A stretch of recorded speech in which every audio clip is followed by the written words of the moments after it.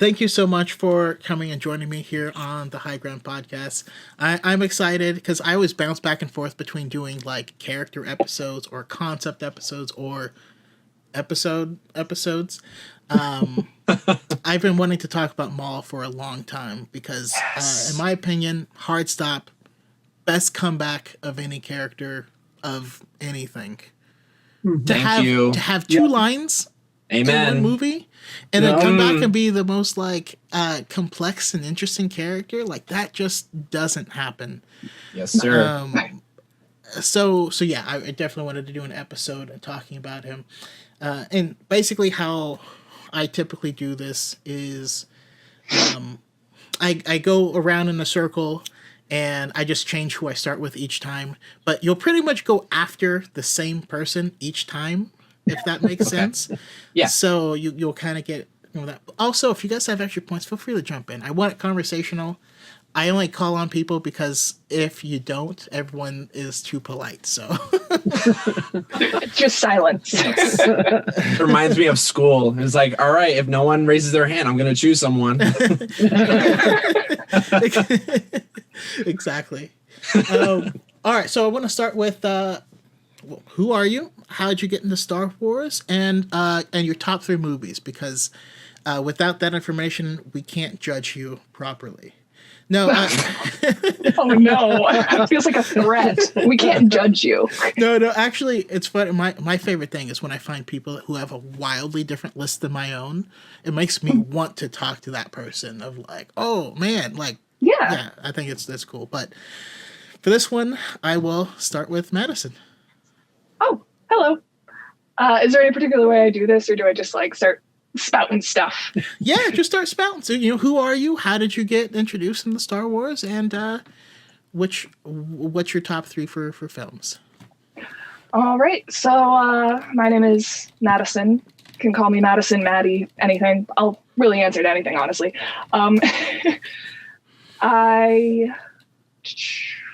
Goodness, it's been a long time. I think I first got into Star Wars, I want to say freshman year of high school.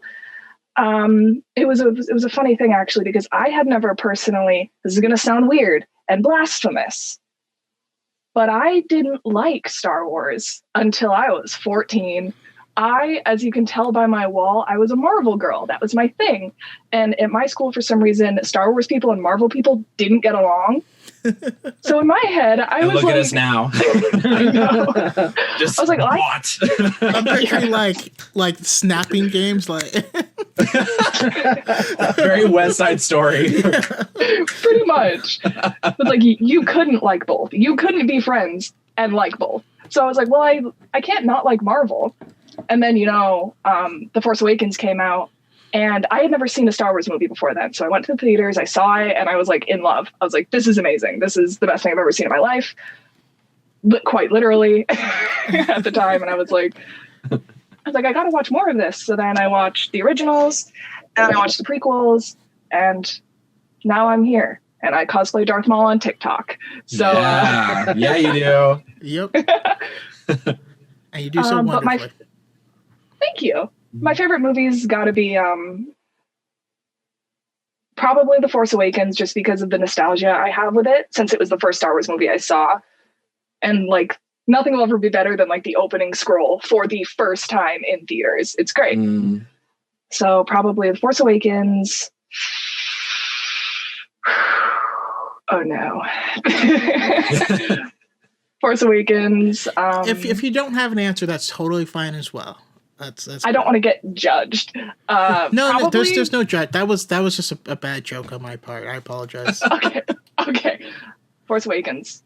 Recently, The Last Jedi became my favorite. So if that tells you. Okay. That's where I was afraid to say the Last Jedi phrase, because I know some people who would bring me out. So Last Jedi, and then Revenge of the Sith. Sorry. Yeah. Okay. Yeah, probably those. Sorry, that was very long-winded. No, not at all.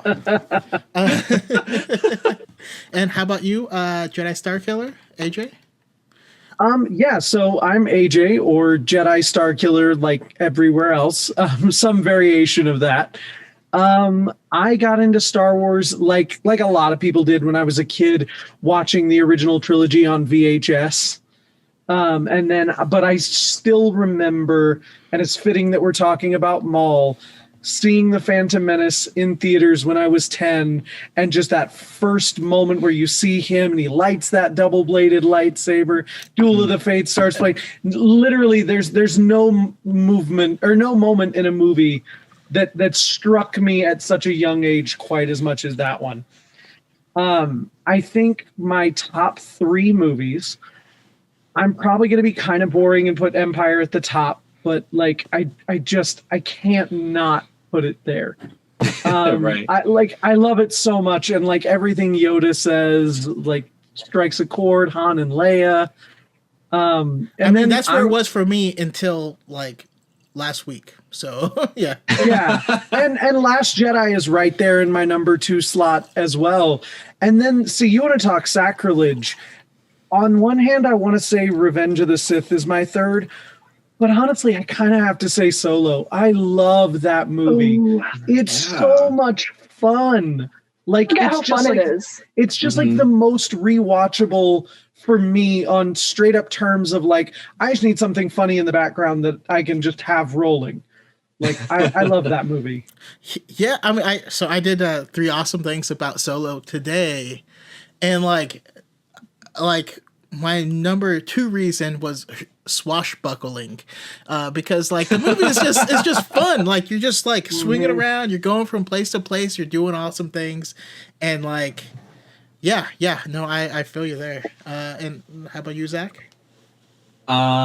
Well, hi everyone. My name is ZachBravo. You could. It's a very easy name. You can find me almost anywhere with that name. But yeah, my name is Zach. I'm a huge Darth Maul fan. Though, how did I get Darth Maul to me? To be quite honest, I do have to say, I sense your terror. Thank you. I appreciate it. But how did I get into Star Wars? I want to say like what the thing that really got me into it was like, whoa, what's that? A lightsaber? I love those. I love it. Always got the toys and all that stuff. And now like I'm an adult, I can get adult things with adult money, and I can, get lightsabers of my own and all that stuff. I would say like, as kind of corny as it is, like it really was like seeing lightsabers and how intricate and detailed it was for each character, and the way that was used in fighting and all that stuff. And that's what segue got me into like really loving the Phantom Menace. I think in the Phantom Menace is where, it's the start of the new prequels. It's the start of the prequels. And we are seeing like action-packed fighting in here. And I think that's what made me love Star Wars so much, was because not only of like the action-packed fighting, but like, the story and like all these intricate characters just coming in. So I would say Phantom Menace, Revenge of the Sith, and Rogue One would be my top 3 Star Wars movies. Okay, nice. I love it. I feel Phantom Menace gets slept on quite a bit. I mean, in our last time we were just talking, AJ, on Dyad, when you pointed out, it's like the movie doesn't actually have a clear antagonist and protagonist. It's still That's true. Yeah, It doesn't. Like, it just happens. It just kind of exists in the world. Stuff just happens. It's like there's so much time in that movie where there's absolutely zero conflict. Like the entire time, time they're on Tatooine, like there's no reason, there's nothing hurrying them along. There's no villain coming. They're just like casually plodding through Tatooine. And it might as well have been like a hours of pod racing. Definitely. They're like, this child, he's a midichlorians, yeah. And we're like, there's a war going on. That are amazing, though. No, and because I love them, and I've always loved it. Even when it first came out, and I literally thought I was the only person on the planet Earth that enjoyed it because the internet wasn't as big a thing. I remember those days. I know a lot of people weren't like a fan of like what was it like the pod race because it was like 5 hours The long. pod race was so cool. That was But yeah, No, it is- visually, it is was very cool. mind blowing at the time. Actually, you know, because I recently watched Phantom Menace on Disney Plus, and I saw, you know how on Disney Plus, like some of them have like extras and stuff. So I went to the extra sections, and there's an extended version of the pod race, Really? much longer than it already is. And I'm like, Pod what? racing, but it's the whole film. It's the entire thing. It's like an hour and a half. The pod race. The movie, the crawl happens. Now this is pod racing. An hour and a half later.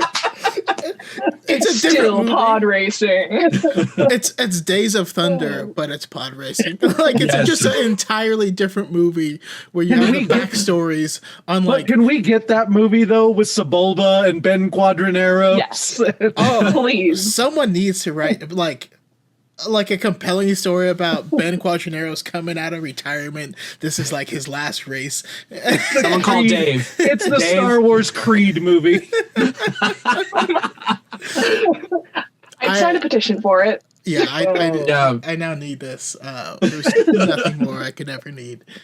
But no, you can kind of chalk that up to bias because that stuff I love like writing and storytelling. And I even think about this stuff because I saw the movie when I was young and I just loved it. And by the way, that does not affect my enjoyment of the movie whatsoever. So I'm No, it's very so- confident in liking what I like. So. Agreed. Amen. And then for me personally, if you're watching this, you probably have already heard my story of watching a VHS tape of Empire Strikes Back over and over and over and over again. But yeah, I got into it right when the remasters were coming out in the early 90s. And listen, the special editions did more things right than they did wrong, okay? The stuff they did wrong was glaring. I'll give you that. Jedi rocks. I love Jedi Rock so much. So much. I mean, if you guys... Didn't you do a TikTok video of you of you singing the part of the guy? Yeah. Oh my god. That was fantastic, man. Oh That man. part so much. I'm not gonna lie, I could sing the woman part too, but that's not gonna happen tonight. I'm gonna pay you because I need to see that. Maybe not Me right too. now, but like I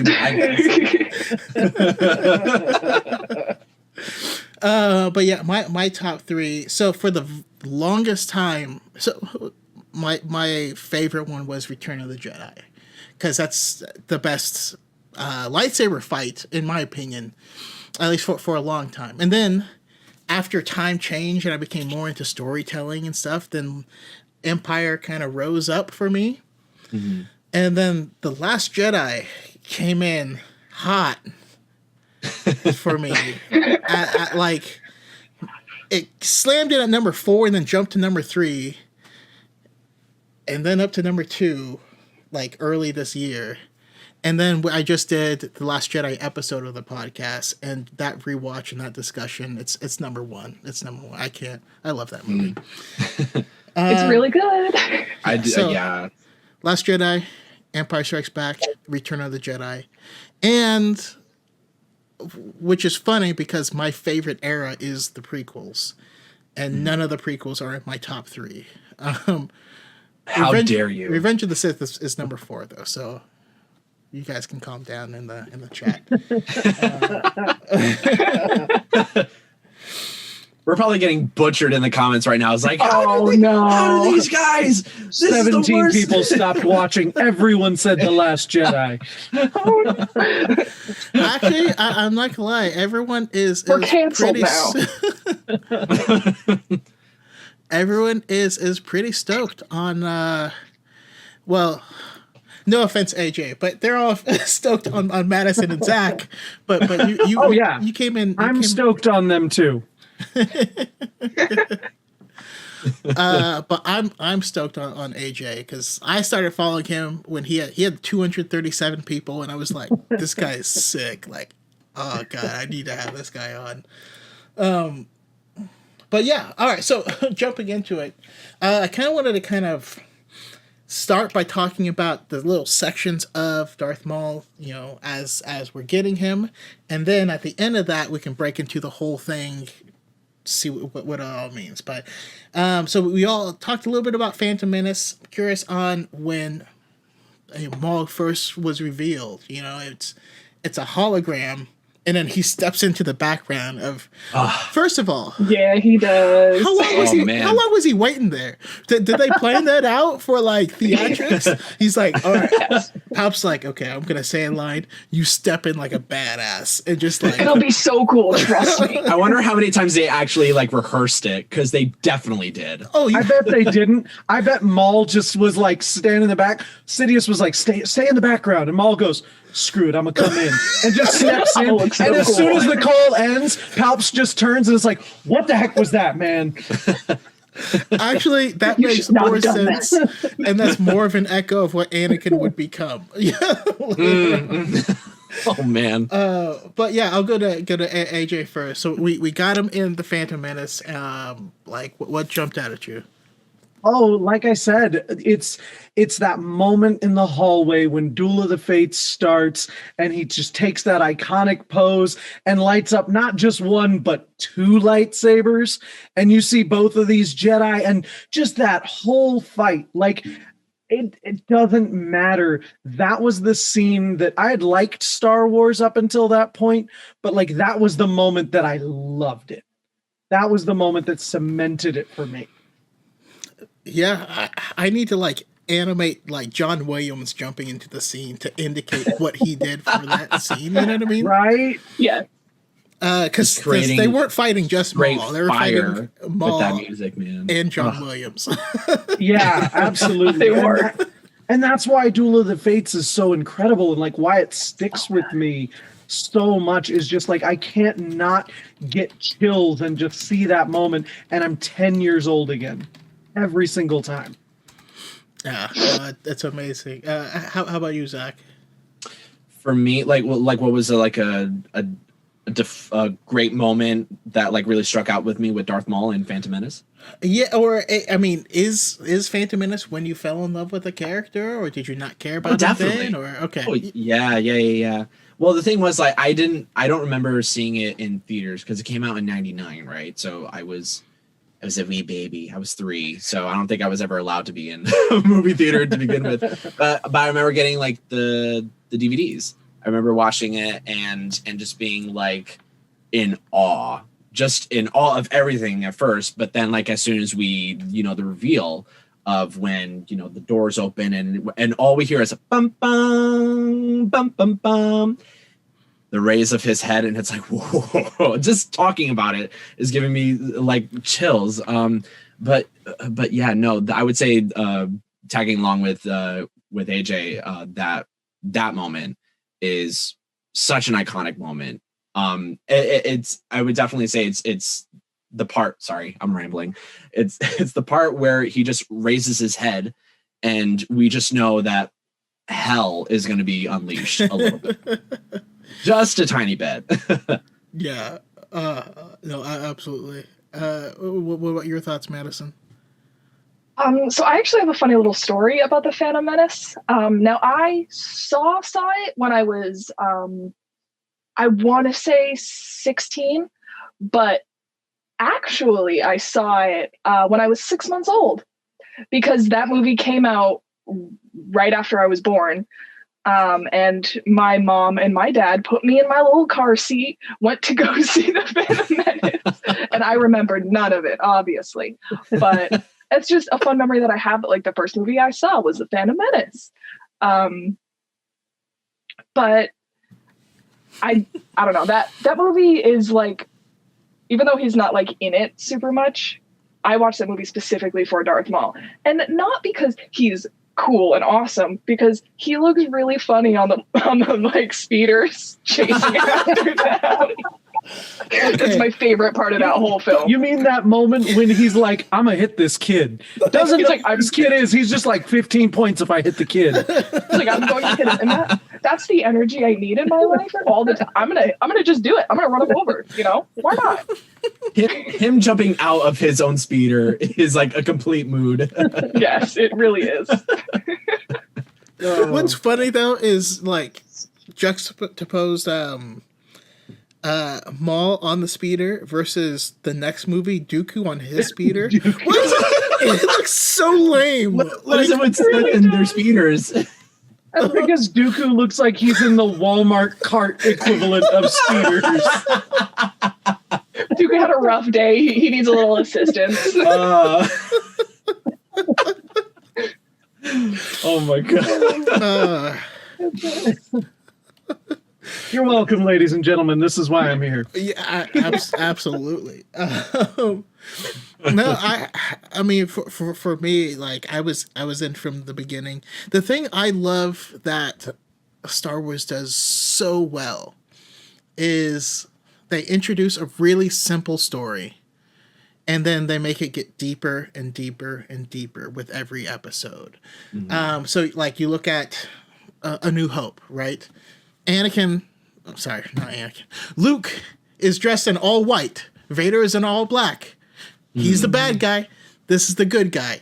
Simple, right? Next episode, you find out, oh, Vader's human. Oh, he's not the master. And, all of a sudden Luke's wearing gray. Next episode, Luke's wearing black. Like, they start really simple and then start to blur the lines. Mm-hmm. They just make Maul look like a devil or something. Like it was not at all but that was the point. They were like, we want you to look at this guy and know he's the bad guy. Yeah. Horns. and then, as you watch the prequels, each subsequent episode gets deeper and deeper, and there's more themes and stuff. And so I really just appreciated that for the storytelling portion that it is. Also, I did like the little foreshadowing with, because Maul busts out, tries to run down Anakin, just a random strange little kid, and just because he had just finished playing GTA 3. That's all he did all day, and he's like, I got it. Okay, so random story. Sorry, it's not related to Star Wars at all, but I rented GTA 3 from Blockbuster. I come home from school, from high school, and what do I find? My little brother is playing GTA 3, but he's too young. My little brother's 8 years younger than me, and so my mom is helping him. And so I watched my mom buy a prostitute in GTA 3, and I was like, and then I got in trouble for it. Wait, you got in trouble because she bought the prostitute? It was my game. It was your game, your fault, right? You should not be doing this, but you did it too. That's not the same. But listen, I bought that prostitute with my own money. The same way that you bought that game with your own money. So you taught me to be good with money, and I got the money back from the prostitute afterwards. So they come with a money back guarantee if never mind. Anyways, anyway. So there was Darth Maul picking up prostitutes. Oh yeah, Darth Maul's a mod in GTA 3. No, but I loved that first scene with Maul where you see him fighting and they do escape and Qui-Gon's like, holy crap, like the hell was that? You guys see that? he's like out of breath, and it really like sets the stakes because like the whole first movie, I mean, to be honest, no stakes are set really at most points in the movie, but this really like set up like for what was going to happen. And of course, the moment the music starts, both lightsabers go. Amidala is there with a whole crew of people, and they're just like, nah, dog. No, you guys got this. Yeah, All right, we're gonna go this light way. him up. Like, you can't block them all. Light him up. Not my fight. They see him, they open the doors. Oh crap, guy in a black hoodie. That might not be good. I'm a head out. You got this. You guys I'm got gonna this. Go. You look good. It's fine. Listen, if you put Oh me shit, he's got yellow eyes, horns. Yeah, no, you guys got this. I forgot I had a thing. If you put me in Captain Panaka's shoes, I'm trying to keep this girl alive. You open the door and that is there, like this weird. Oh, I'm done. I'm out. Demon with light. I'm like, Uh-huh. I'm gonna go fight the vaguely racist Japanese guy. Oh, right. You guys. I gotta go. You guys can handle this. It's fine. I I love how they just also assumed, like, this guy also looks like he has a lightsaber. So, you guys have lightsabers? Yeah, like, this is way beyond our control. We have guns. We have, like, little hooks that could latch onto things, but we have no lightsabers. We're gonna go get Viceroy. Go away. I gotta go learn how to use a lightsaber. Give me 10 years. It's fine. Yeah. If you had to choose between fighting Maul or Viceroy Gunray,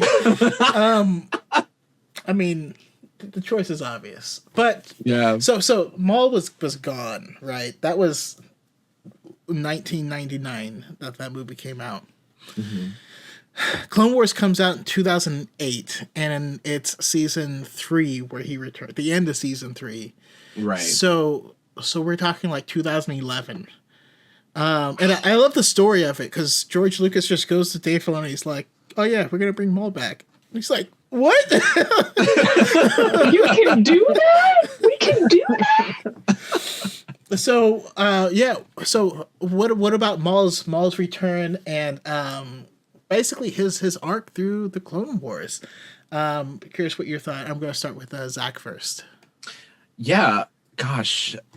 I mean, the moment I found out that, like, oh my god, like, Maul's alive, I was like genuinely curious as to like what they were gonna do with him, and then like just right off the bat, we know as soon as he's like not insane anymore, like from Other Thousand getting new legs. I love how he just needed new legs to just go back to being like, oh yeah, no, I'm fine. I just needed new legs. Yeah. But like his objective was very clear. And that's how I sort of start to notice like, oh, Darth Maul is very much a strategist. Because he started like planning out, thinking ahead of what to do. The objective is to like find Obi-Wan Kenobi and just gash him, just end him the way that he ended me. But what makes him so smart was, especially throughout his arc, was that he was like with time, because if I had all this time to, go through everything, these 13 years, has it been? Like, it was like 13 years, like he was like isolated in that trash planet. Because I know that he just wanted to kill Kenobi so bad, but he knew that he needed time. So he, started trying to rebuild and all that stuff. And yeah, no, I think it's just so freaking cool to see how smart he is. But yet he still somehow fails. No, that was, in my opinion, that is the best part of his character, is trying to figure out, like, how much does he know? Like, how smart is he? And you get to see some interesting depths as the character kind of portrays. But I think it also shows that he worked very closely with Sidious. Yeah. I mean, like, we kind of see a hint of it, like in season 7, the final season, where he didn't like blatantly say like, I worked really close with. We know that, but like he knew there was a plan going on, in retrospect, big plan, which was Order 66, but he didn't know that because he wasn't given that information. He just knew that something big was happening. So I think that also I think that also applies to how Maul works, is that, you know, with time, we can actually get something done. Yeah. That's one of the things I really did appreciate too, because I was a big reader of the expanded universe, right? But in the expanded universe, Maul died in that episode. And like, so if you read the Darth Plagueis book, which is a great book, but they're talking about Maul like he's just a rabid dog. He's an idiot. We just used him because he likes to kill things or whatever. And I was like, oh, okay, whatever. And then the Clone Wars actually makes him a deep character, and that's why a lot of times, you know, because and it's cool if you preferred Legends, but if you like Maul, you can't really. You know what I mean? Right. Yeah. Like you would lose Maul and Ahsoka if you try to if that's the hill you're gonna die on. And yeah, I have a question about. Yeah, I have a question about that. I'm sorry. So in Legends, Maul is gone and that's it. Like he doesn't. That's it. Wow. Yeah. Yeah, I mean there's like Maul Lockdown as a book, and there's a couple Maul things, but all of them are prequels. Yeah. Well, Maul and like, died at that point. And like I love the Darth Plagueis book, and I think there's a lot of great stuff in it, but its mishandling of Maul is the thing that I don't like about it. Like, because like you guys said, like Maul was given so much depth in Clone Wars and in the comics, and like you can see in season 7 that like there was never a plan to replace Maul from the beginning. Maul was meant to be his Sith apprentice. It wasn't until he happened upon Anakin and Maul died that suddenly Sidious's plan changed. And it was never really like that in Plagueis, you know. And so like that's the thing that I really love about what Clone Wars gave us, was that they really cemented him as he was meant to be the successor. He was meant to be the new Sith. And he lives with that like shame and guilt and regret of never being the one thing he was raised to be. Oof. Ooh. All right, That hurts. You're that like hurts, tickling man. my heartstrings. We're gonna get there. I'm gonna make a note We'll of what get you there. just said. I have something to add on to that literally was about what I was going to say the same thing. Well, you're up next. You're up next, Good, you're anyways. up next. So I'm sorry. yeah. What Okay. are your thoughts? And go off. So my big thing about Maul is like I'm an absolute sucker for characters who are so driven by this one thing and can never attain it. I don't know why. It's just that's like my thing. Like I attach to characters like that. And so Maul, right off the bat, he was like, he's essentially like this high and mighty. Like in The Phantom Menace, he's like, I'm going to be the hot shot. I'm going to kill a bunch of people. I'm the big Sith bad guy. And I'm like, that's really dope. And then in the Clone Wars, you see like he's got layers, and that's what I love.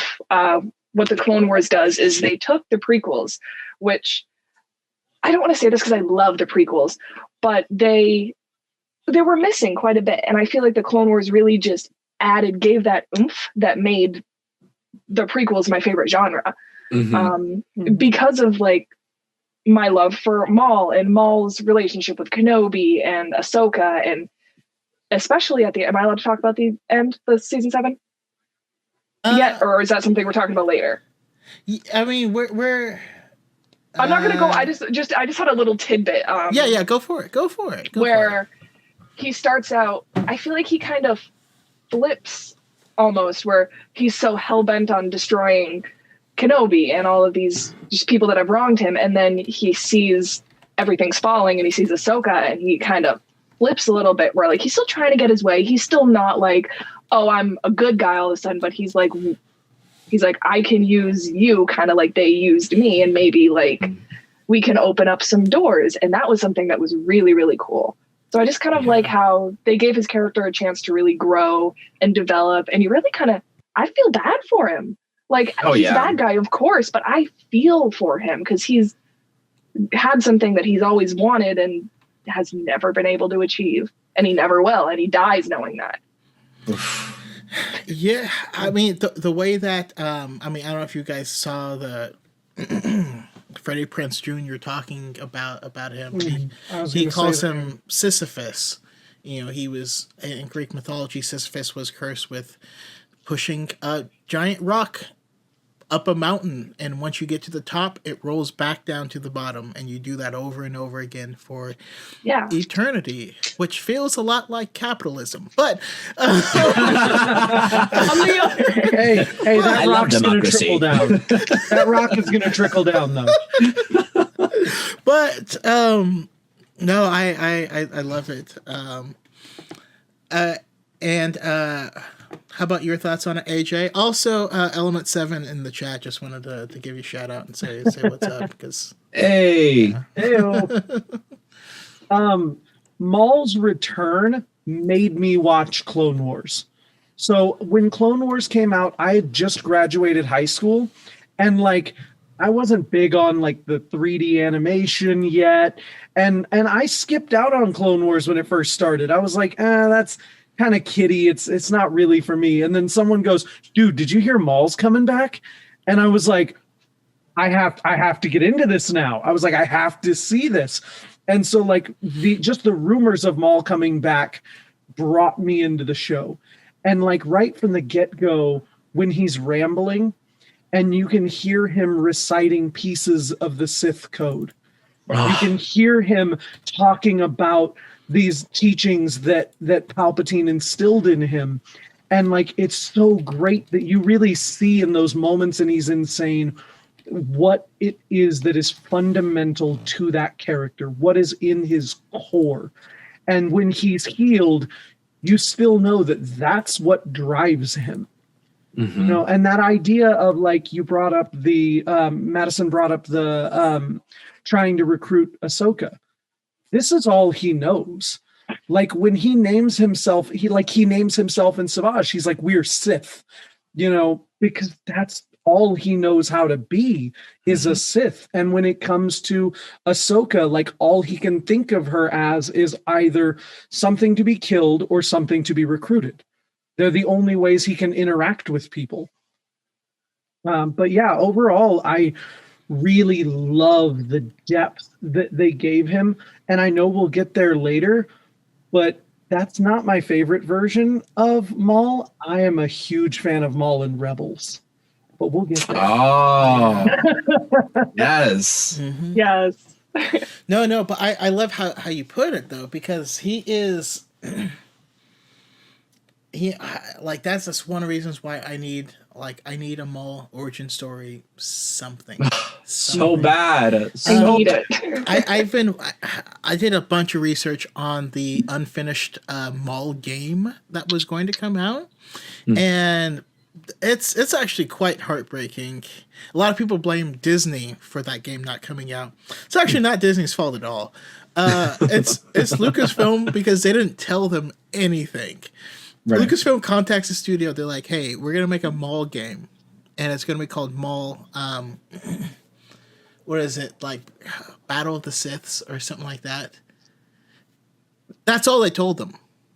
That's it. That is. Wait, that is it? That's. Oh wow. 100. They gave that. They said it was a Maul game, and they gave them a title of the game. They gave them nothing else. The studio actually had made the Nintendo Wii version of The Force Unleashed. So they're like, okay, we'll start with some of these assets. We'll make a Maul game. And why don't we just make it like a Maul prequel game or whatever?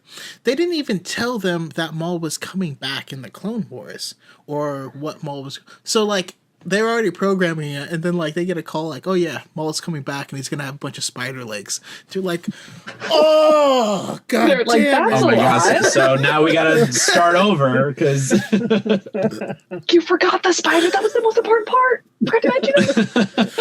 So, when you hear the whole story, it's actually, I don't know, it's kind of like they go and meet with George Lucas, and like the people that work at Skywalker Ranch are like, okay, first of all, don't ever tell George Lucas how the Force works. Rule number 2, do not mention the Force Unleashed. Ever. Oh no. And they were literally taking down Force Unleashed art and replacing it before George Lucas walked into the room. Like, it's a lot of like just interesting things that went on there, but they put in a bunch of work, and what they did sounds amazing because it was going to be like stealth based and like really like conniving and getting an origin story for him of him, you know, being tortured as his kid and all this stuff and growing up in the care. We were stolen of that. Damn it. They were never allowed a chance, and they actually like the company ended up folding because of they were banking on this whole thing. It's really it's a really sad story. They got jerked around until the Disney sale, but they never had a true chance. I would have liked to see that. Yeah. But in the Clone Wars, we did get, you know, so he's programmed with this insatiable lust for power. Like, this is what we do. This is who we are. And so as you watch Clone Wars, he rises up through Mandalore, becomes the ruler of Mandalore legally. Like this is how they choose. I don't remember voting for him. So yeah, I'm curious. That's crazy. On your guys' thoughts of how he became the leader of these cartels and of Mandalore in general. I think I started with Zach last time. So Madison. Oh, I'm going first. Yes. Oh, goodness. my head empty, no think right now.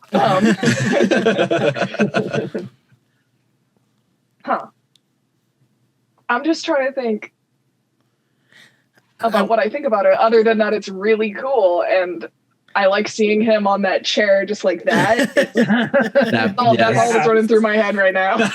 There's nothing that runs through my head more than I feel comfortable with myself, but that distracts me too.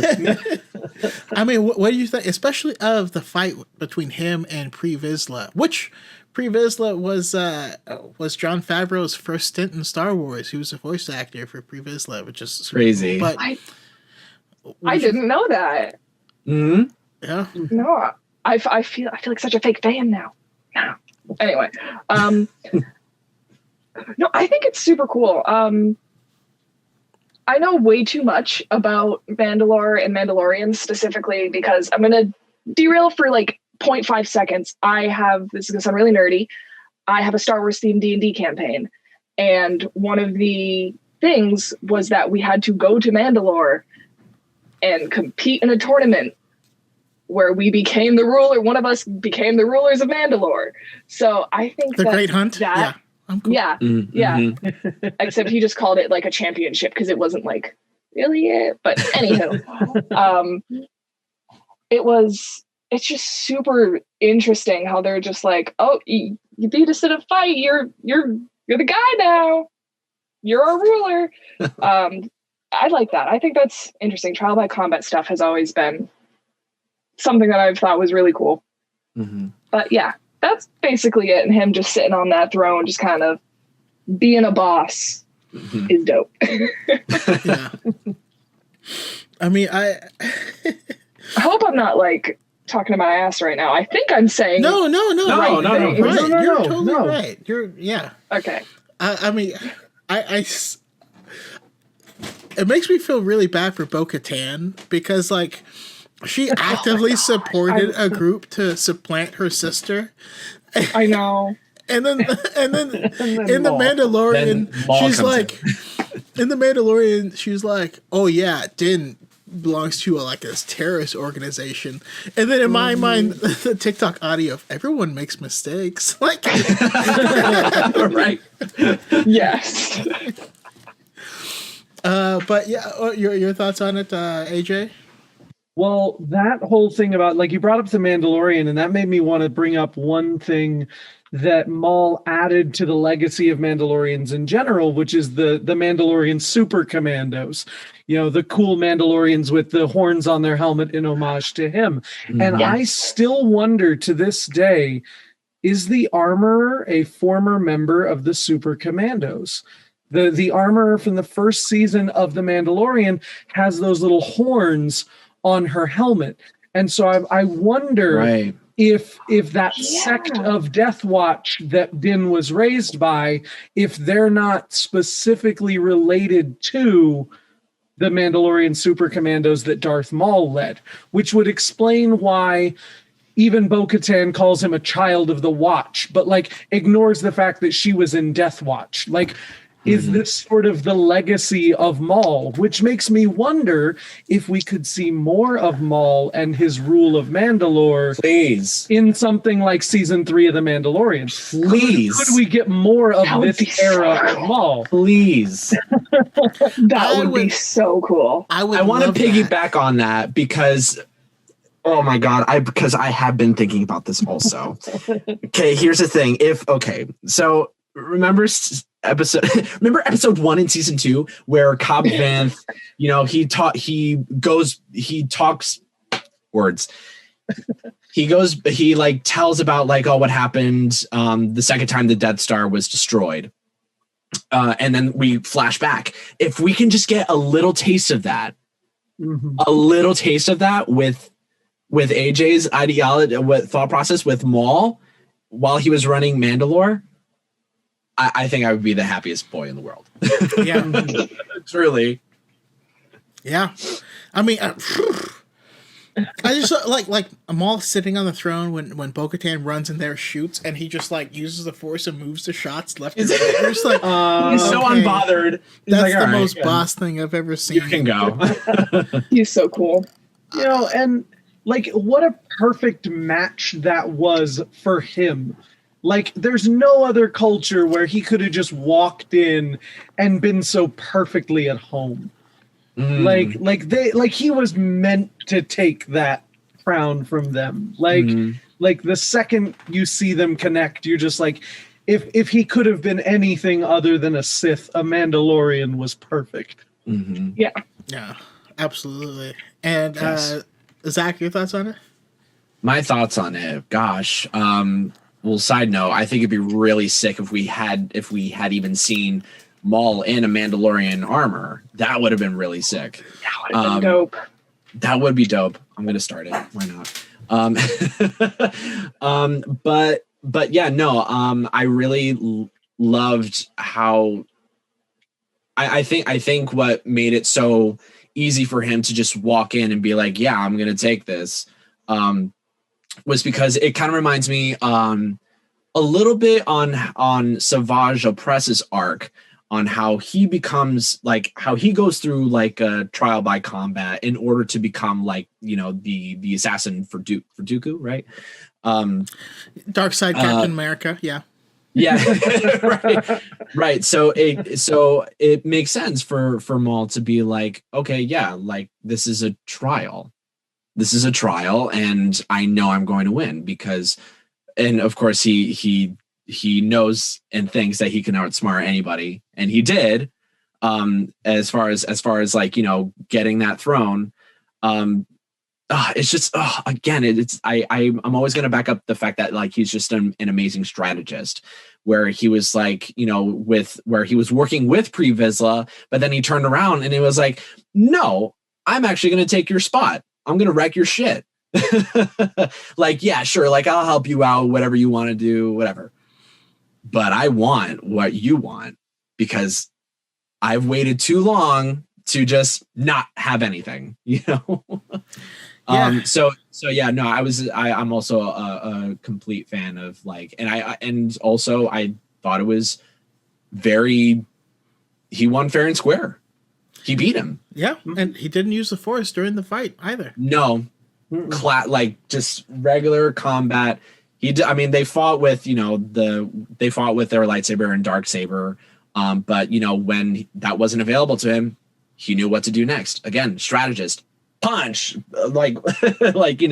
just like, oh, so good. Just figuring out every single move to do in order to win. It's And you know what's funny is a lot of people will point to that and say that was Maul being like classy, that he didn't use his force power. No, that was him being petty. That was him going. Oh, really? That was him saying, "I don't need the force to beat you." That's true. That's how little he thought of Pre Vizsla. Ooh. I guess it's kind of the same way as how like he thinks like, oh, I don't need to use like electricity. I could just kill you. I could look you right in the face and kill you. Yep. Yeah. Gets more satisfaction right there. Gosh. Oh. So the people in chat they're wondering what I'm trying to drink. My wife just brought me boba, but it's not an appropriate boba straw. So the straw is now useless because it's full of boba, but it's not. So I'm gonna have to wait. I'm gonna have to wait with this, but that's okay. I have a Mountain Dew and a Guinness both over here, and I keep telling myself not to grab the Guinness because it's not YouTube appropriate. So Mountain Dew it is. Well, here's the thing: once you drink the Mountain Dew, you pour the Guinness into the. Never mind.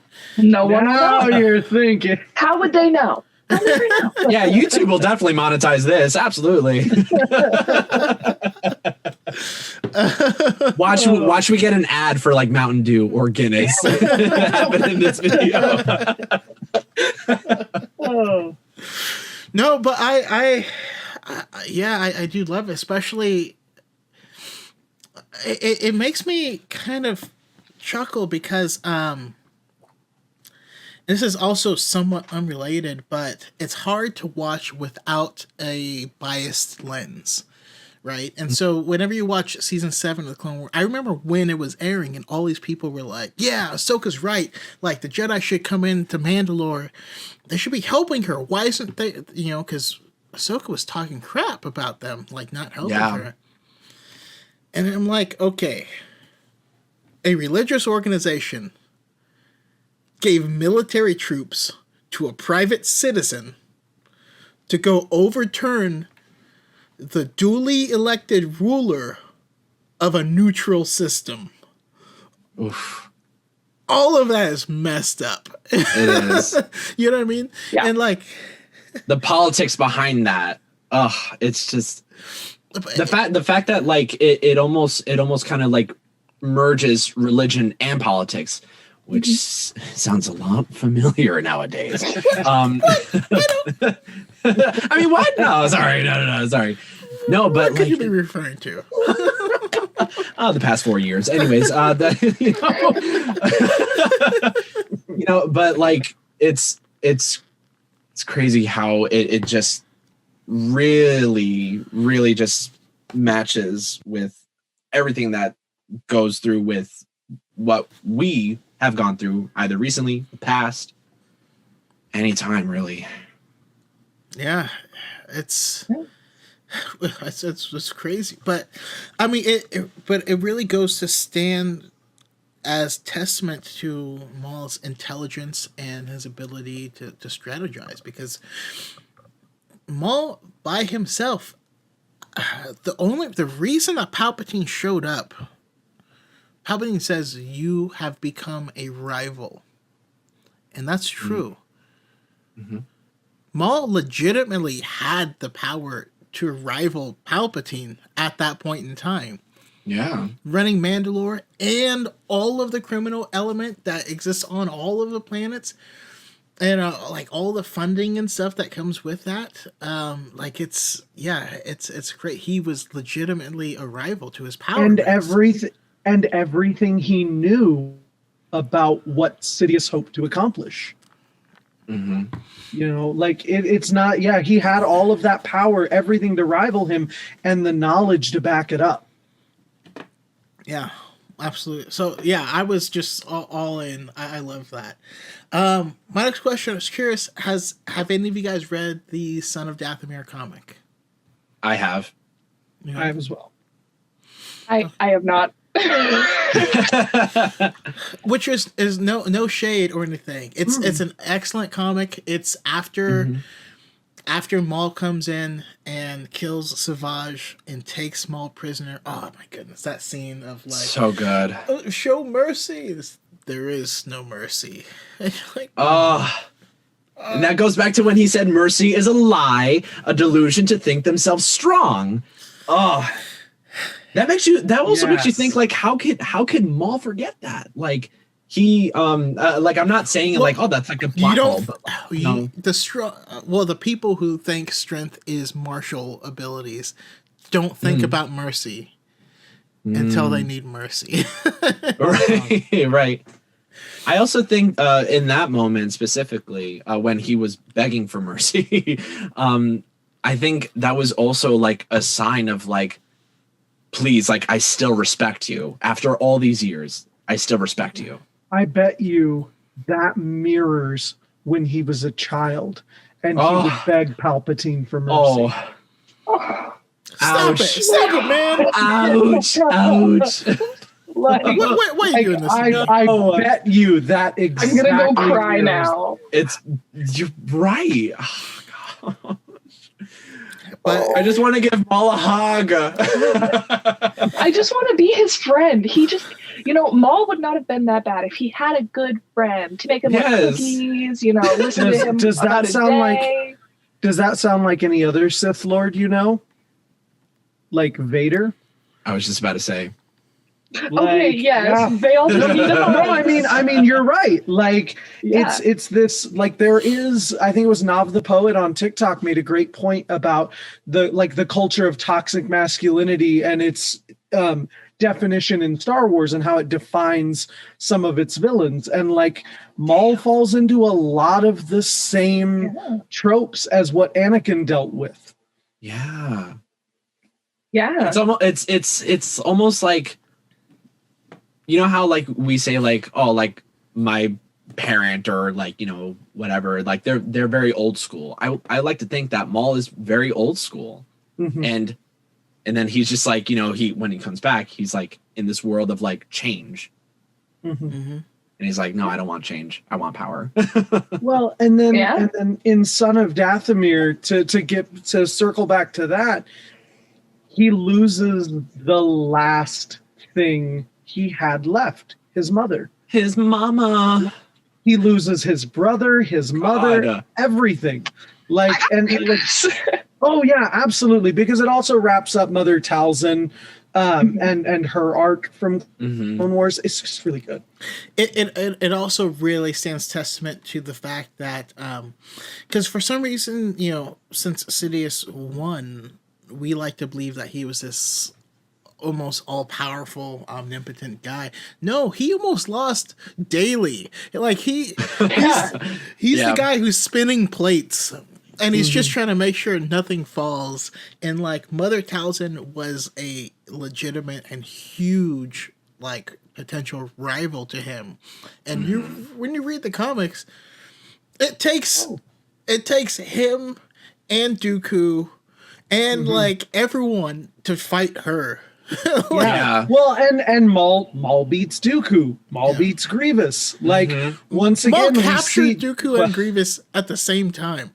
Right? Yeah, and like you just see even more of just how powerful and threatening Darth Maul really was. Yeah. But even while he's being this threatening, even while he's taking down Dooku and Grievous, Palpatine still looks at him as that useless kid, because nothing in Son of Dathomir was about catching Maul or killing Maul. It was about using Maul to get to Mother Talzin. Yep. Palpatine still shows him no respect. Mad.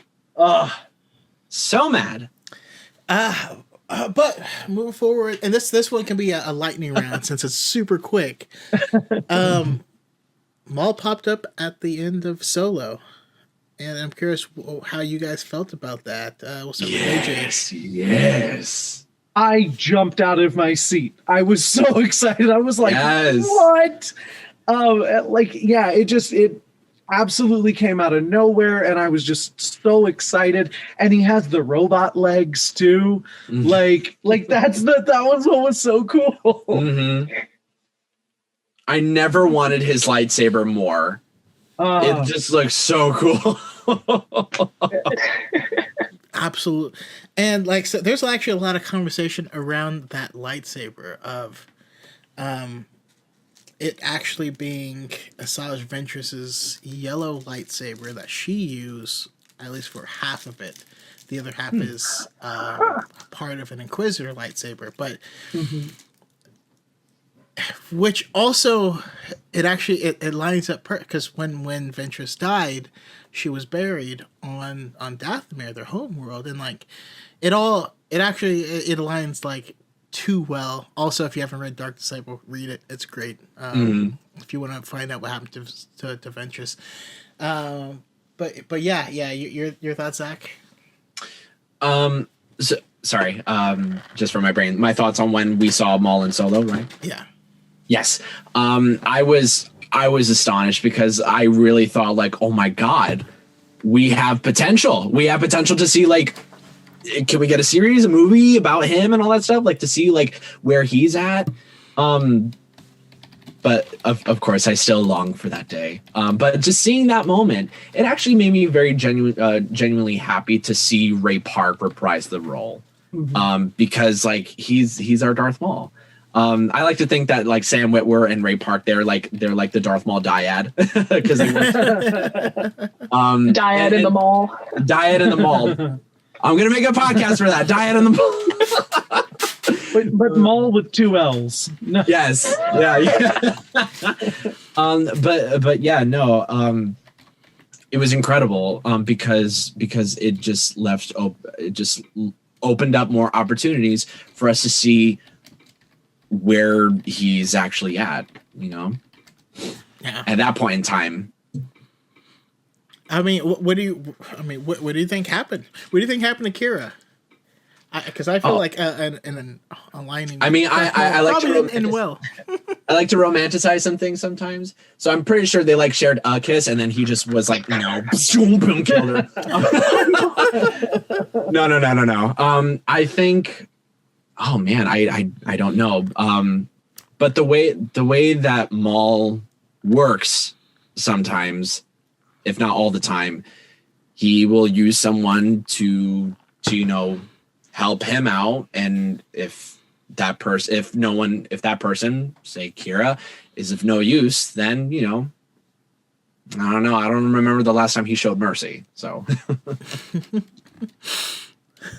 so Kira has gotten herself in quite the predicament. Indeed. How about you, Madison?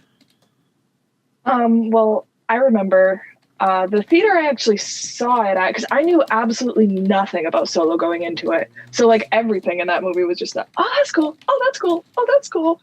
The theater I was at, it was actually, I don't know if like this is a strictly New England thing, but we have a theater chain called Smitty's, and it's, you go and you sit down, it's like dinner and a movie. So they have like waitresses and waiters that come and take your order and bring you food, and also a giant screen. So I was there when I saw it. I'd just gotten out of work and I was with a bunch of friends, and all of my friends weren't very into Star Wars at the time. They just wanted to go see it because there's a new Star Wars movie. They're like, it'll be fun. It'll be a good night. Let's go after work. So we did. And I jumped out of my seat and I was like, and they were like, who's that? And I was like, you don't know.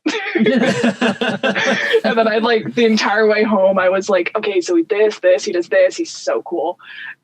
And my friends were really annoyed with me the entire time, but it was great. I mean, you know who else is great?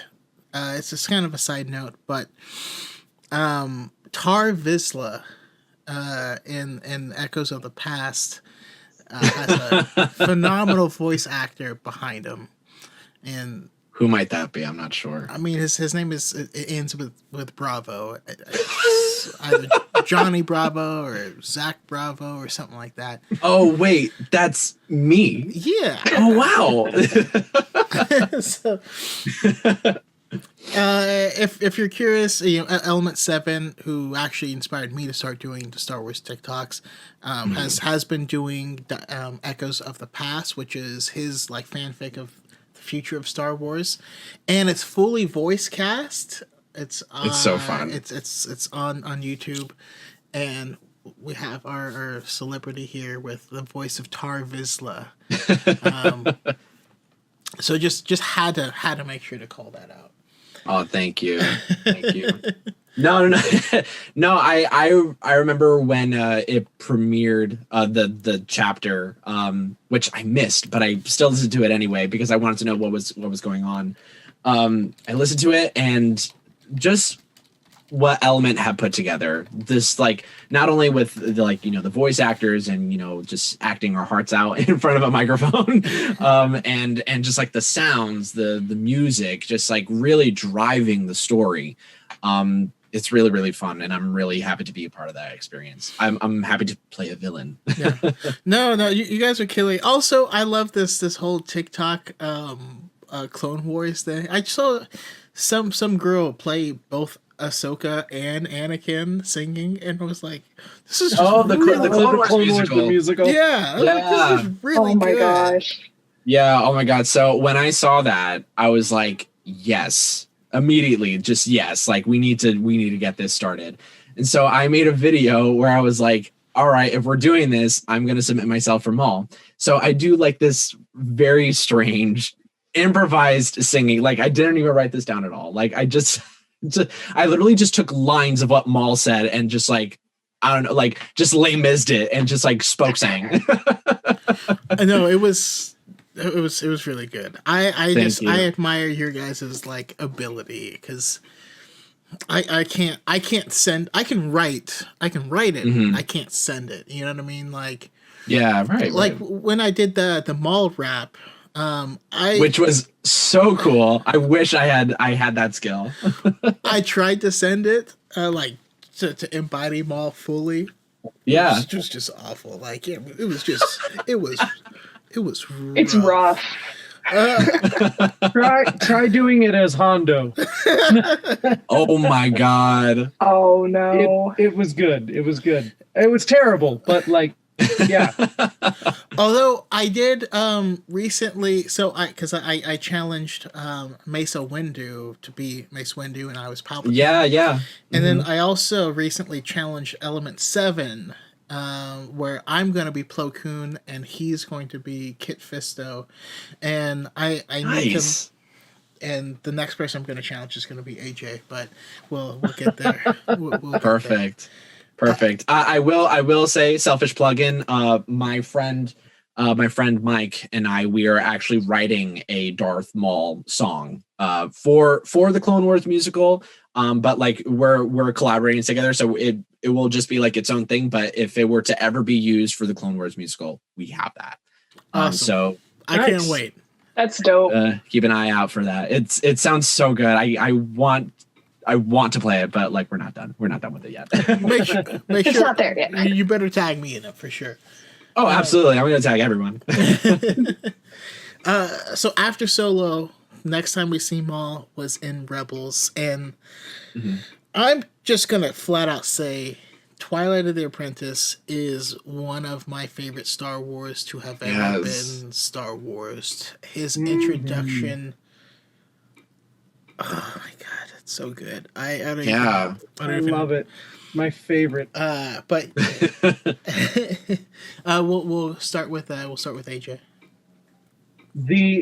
That introduction in Twilight of the Apprentice, where he just perfectly mirrors a dark side Yoda.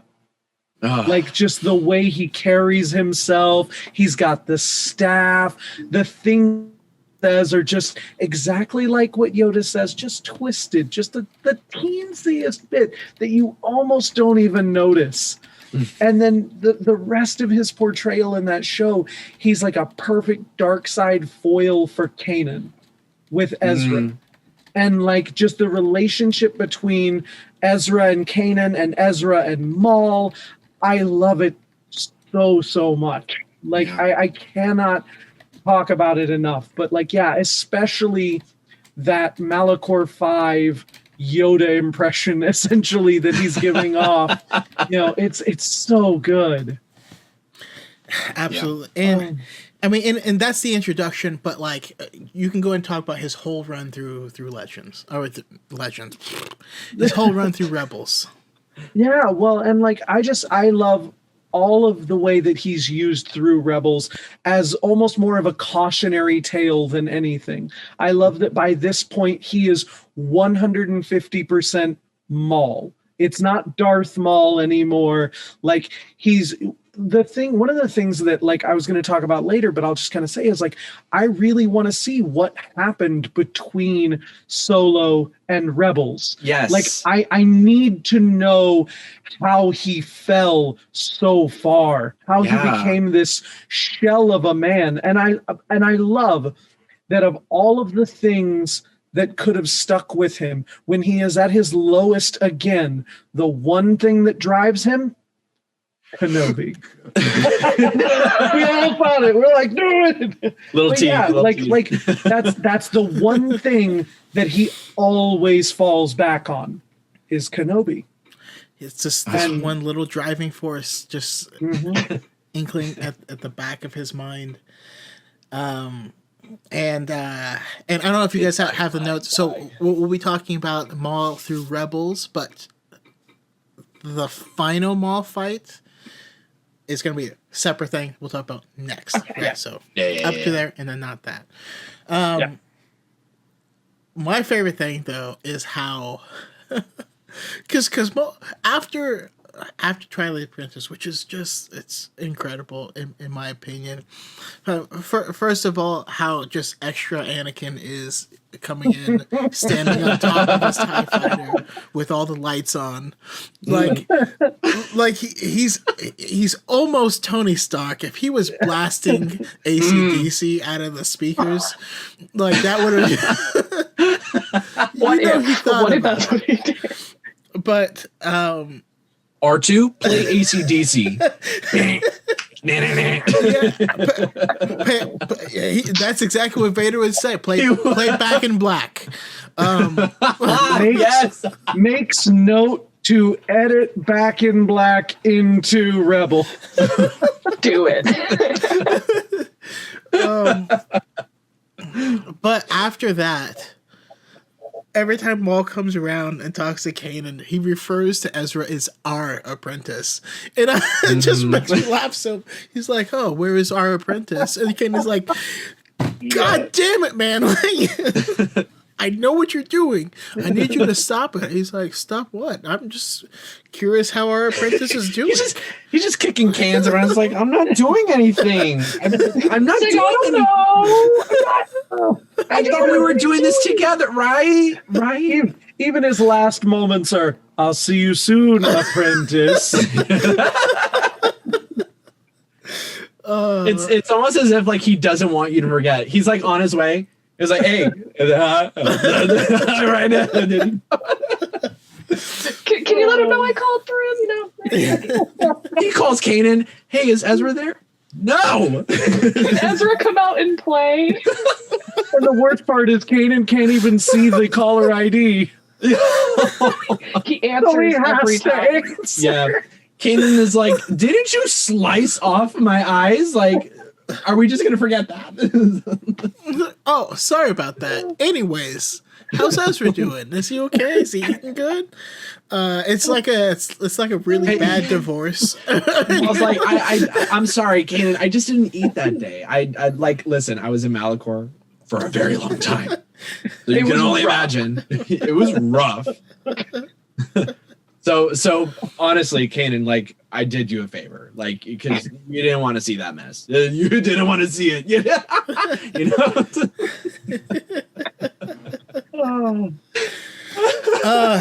So I do apologize because I did get a little lost. So did I already come to you, Zach, for Twilight? No. Yeah, my own is very brief. I would say it's actually a very small moment. And where Rebels in general, yeah.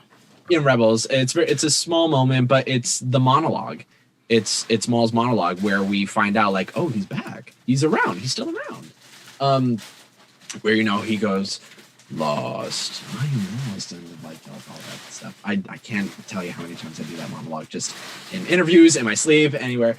But that is such a significant thing that always struck me with Maul in Rebels. The fact that he still has Kenobi on the brain. Must be love on the brain. So, and then I would say like what? Oh, I thought someone said something. Sorry.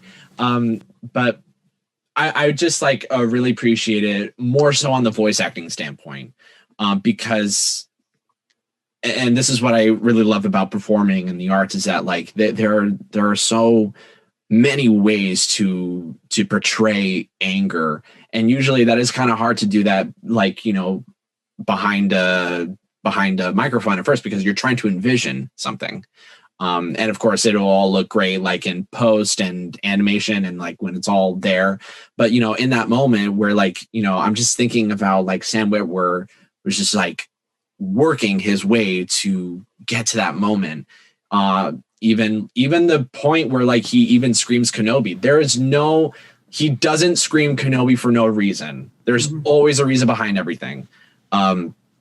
So I'll hear that and I'd be like, oh my gosh, like you can just hear, for me, you can hear the blood curdling scream that is, it could also just be far beyond Kenobi. Like Kenobi is the last thing on his mind, but like could be so much far beyond, like 13 years of going through trauma in a trash planet where he had no sense of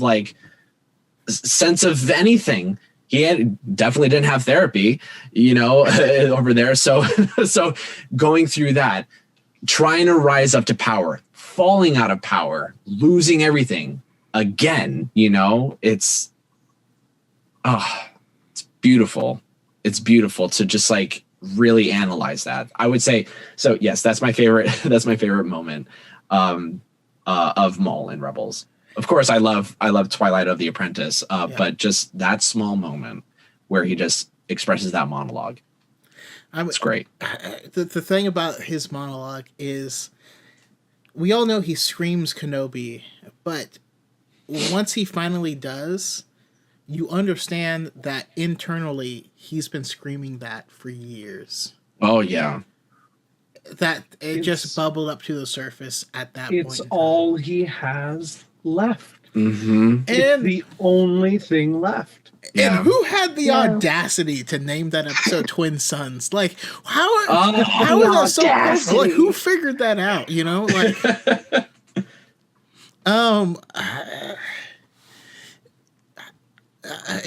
Element 7 points out to the line of all the things I've lost, I miss my mind the most. Me too, Maul.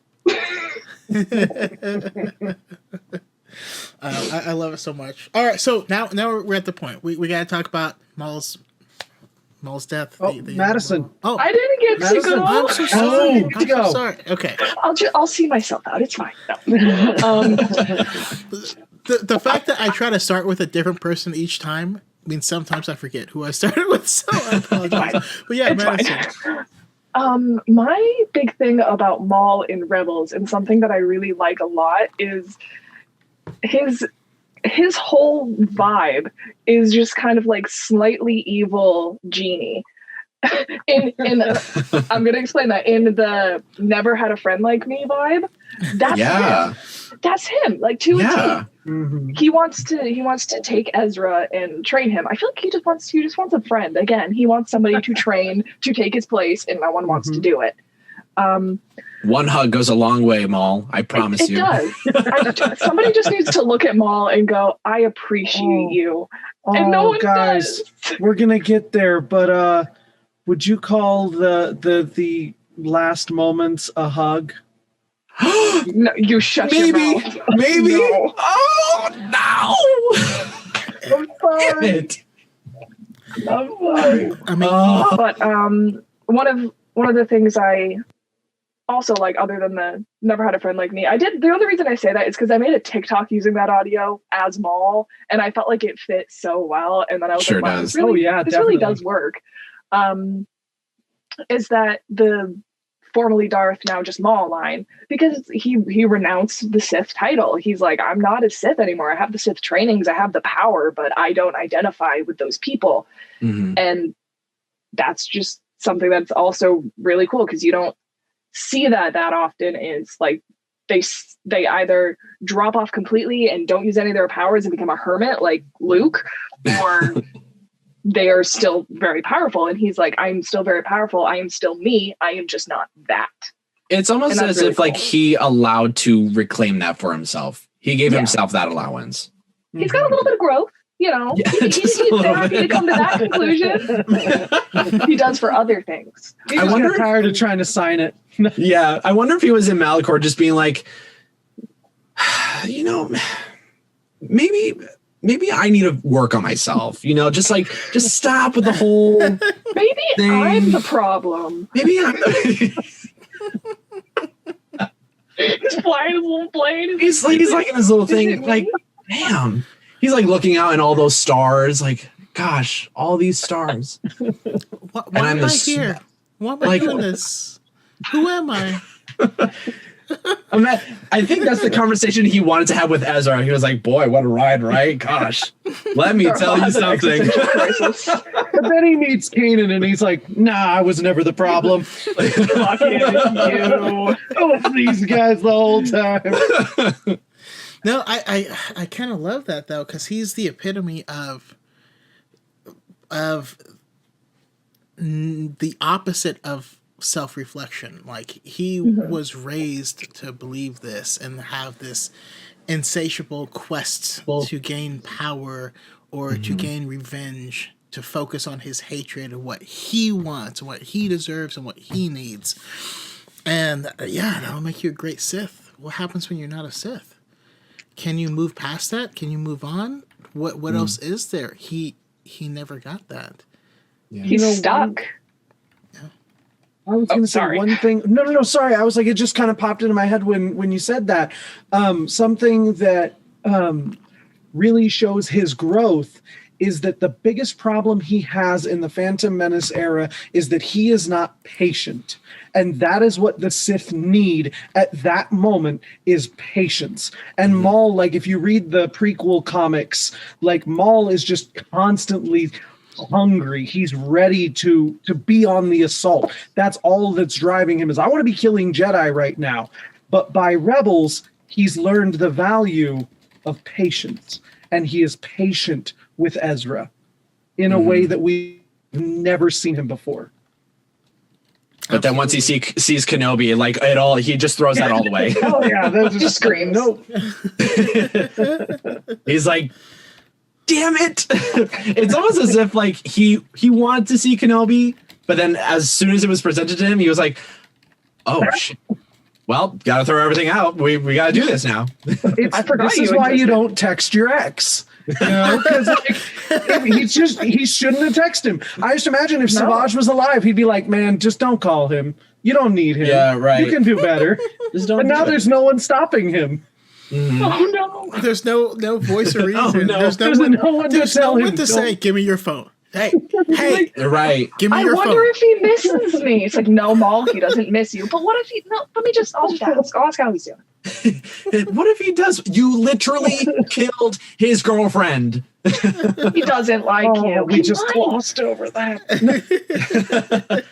Oh, but we could get past that. Listen, Oh, yeah. I was a trash planet for 13 years, and I'm pretty sure I could get over something. You know, he cut my legs off, and I'm still calling him, so he can at least make an effort.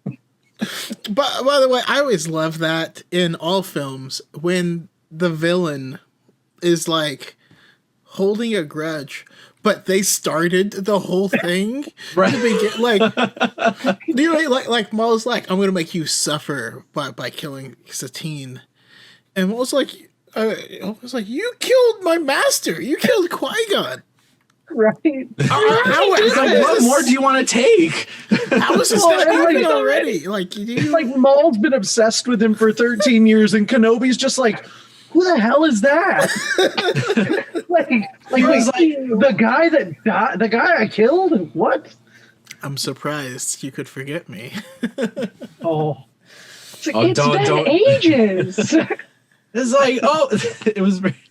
Kenobi was like, oh, wait, you didn't die? Okay, damn. All right. Well, Yeah. gotta do this shit all over again. If Kenobi wasn't so damn sassy about it, though, they might have been able to fix things. But he's just like, oh, so it is you. Look at you. They're literally. Do you know that audio that's like, I thought you were dead. I was just having a little nap. Very sound sleeper. That's them. I use that audio for a TikTok.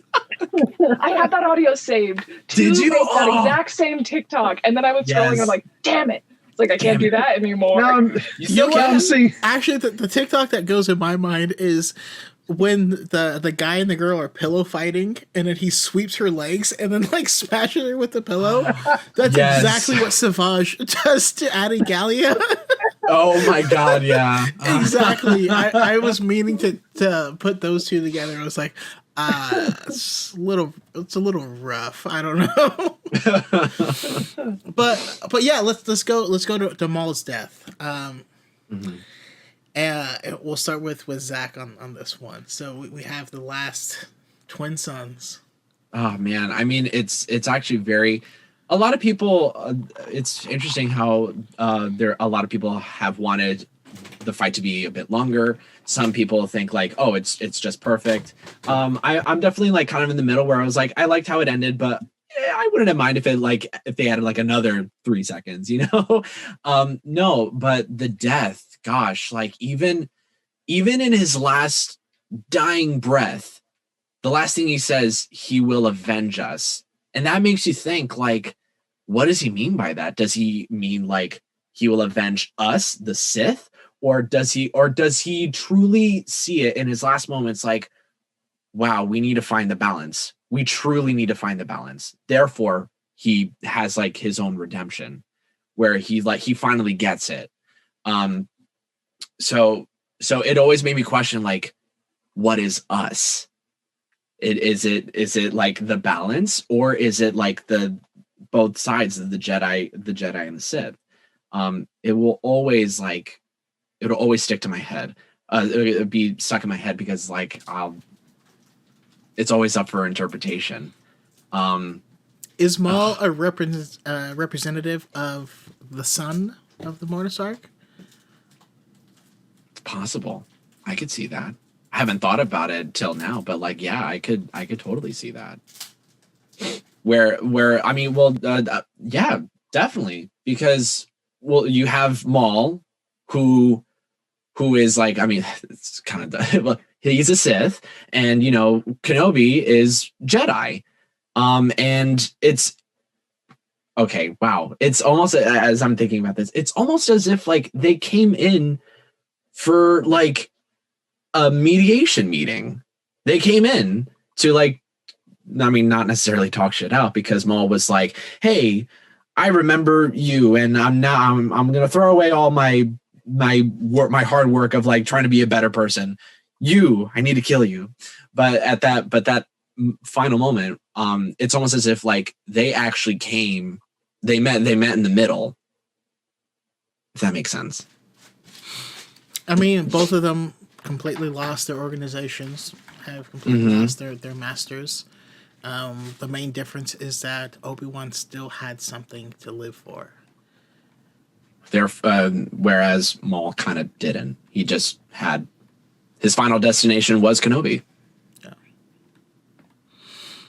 I mean, my thoughts. I mean, I don't want to color any of your guys' thoughts, but I feel like Maul was ready to die. I think he was. Oh, he needed. Oh, I was going to say that. Yeah. Yeah, I agree. Even before that, yeah. Because like even, I'm sorry, I don't mean to cut you off. I'm here for you.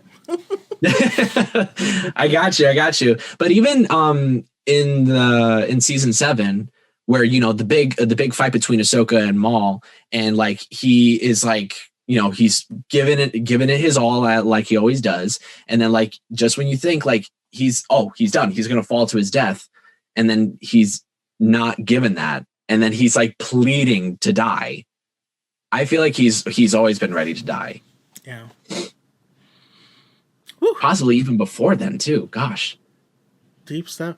Because that's Very after the deep whole Son of Dathomir stuff too. Yeah. But your thoughts, Madison? Yeah, I pulled the scene up to rewatch it, just because I had had an idea of something that I thought happened, and it really does look like he knew the ending to the fight when he got into it. And I just wanted to double check my theory. But yeah, he does look like he's not like, because his typical in most of the fights that he does, it's all body, it's all momentum, it's all he's going and going and going until he can't anymore. And in this fight, he's and then he's done. Which it literally, it just kind of feels like it, like he said, like it was his time, like he was ready, he knew it was going to happen, and it's almost like a self-fulfilling prophecy, and it will always be Kenobi that does it, which is rough that he lived to die for Kenobi. And it's I don't know. That's just a thought that I had. And when he's like holding him, and I'm just like, I know. It's ouch. It hits me right in the feels. I think because it's right there on my TV. I think I have another ouch that I just thought about. Oh no. So once Kenobi ends him right then and there, you then cut to that shot where, you know, we see Maul. He's like, oh crap. And his lightsabers break. It breaks. It breaks. Like he's done. Lightsaber, And he knows that he's done. But if you see that moment really closely, it's almost as if Maul breathed, really took a breath for the very first time. Yeah. He would shudder at the thought of Sidious. He would, I feel like, you know, he put so much like emphasis and power into fighting someone, killing someone. That moment of release is just like, wow, I think that's like the only time that Maul could actually breathe. Yeah. And It's just over. rest. It's over. He's not The pain, everything. It's finally over. I mean, he's you not saying angry. Yeah. you saying that makes me think of two very specific moments. Neither of which are very masculine, but which is okay. There's nothing wrong with that. I just mean, Yeah. you say you could finally breathe. First of all, Since You've Been Gone by Kelly Clarkson plays in my head. I can breathe for the first time. Yes.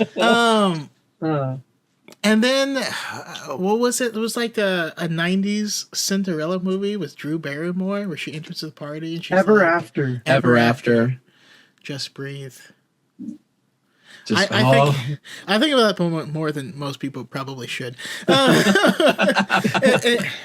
I love how you put that, because that's exactly how I read it too. And Obi-Wan is someone that does not take a life lightly. And no. in that moment, I feel like they both knew he's ready. Yeah. Yeah. What they had to do. And what purpose did Maul really have at this point? Like, what happens for him if he wins? What happens for him if he kills the only thing that has been driving him for 2 decades of his life? The same thing Like- that That's the happens thing. to the Joker when Batman dies. Yeah. Mhm. He had to be killed by Kenobi. That's the only thing that could have Mhm. come Exactly. full circle. Like, that's his story. It's the Let's only say way that he was going yeah. to die. Yeah. And, Let's and say the that he did extra kill him. symbolism behind the lightsaber stances. Yes. Oh yeah, I was gonna talk about that too. Yep. Okay, Yeah. okay, fair. Mhm. I'll let you get to it. I just wanted Oh, to no. put that as a bug in your ear. Oh no, but- like I've devoted a ton of time. If anybody's watched, like, if anybody's seen like my TikTok or even like my first YouTube video was over this fight. I've devoted a lot of time to this moment between Maul and Obi-Wan, and yeah, with the fight, like it's wonderful because it starts off and Obi-Wan immediately goes into that instinctual Soresu form, like he goes into that form, and then realizes this isn't who I am anymore. And he falls into Ben Kenobi. Mhm. But then from there, he has that moment and he goes into Qui-Gon Jinn. Qui-Gon Jinn. And Maul sees this and follows it. And when he sees him go into Qui-Gon Jinn, Obi-Wan's baiting him because he knows how Maul thinks. And he goes, you know what? He goes up into Qui-Gon Jinn and Maul goes, I know how to do this. Because if you flash back to the Phantom Menace, the only reason he kills Qui-Gon Jinn is because he fights dirty. He fights dirty in a way that Jin was never expecting. And he pops him in the face with the hilt of his lightsaber. And he goes for that exact same move. Yes. And Obi-Wan knows it. And that's how he cuts him down. You know, and it's so poetic that it ends exactly as it began.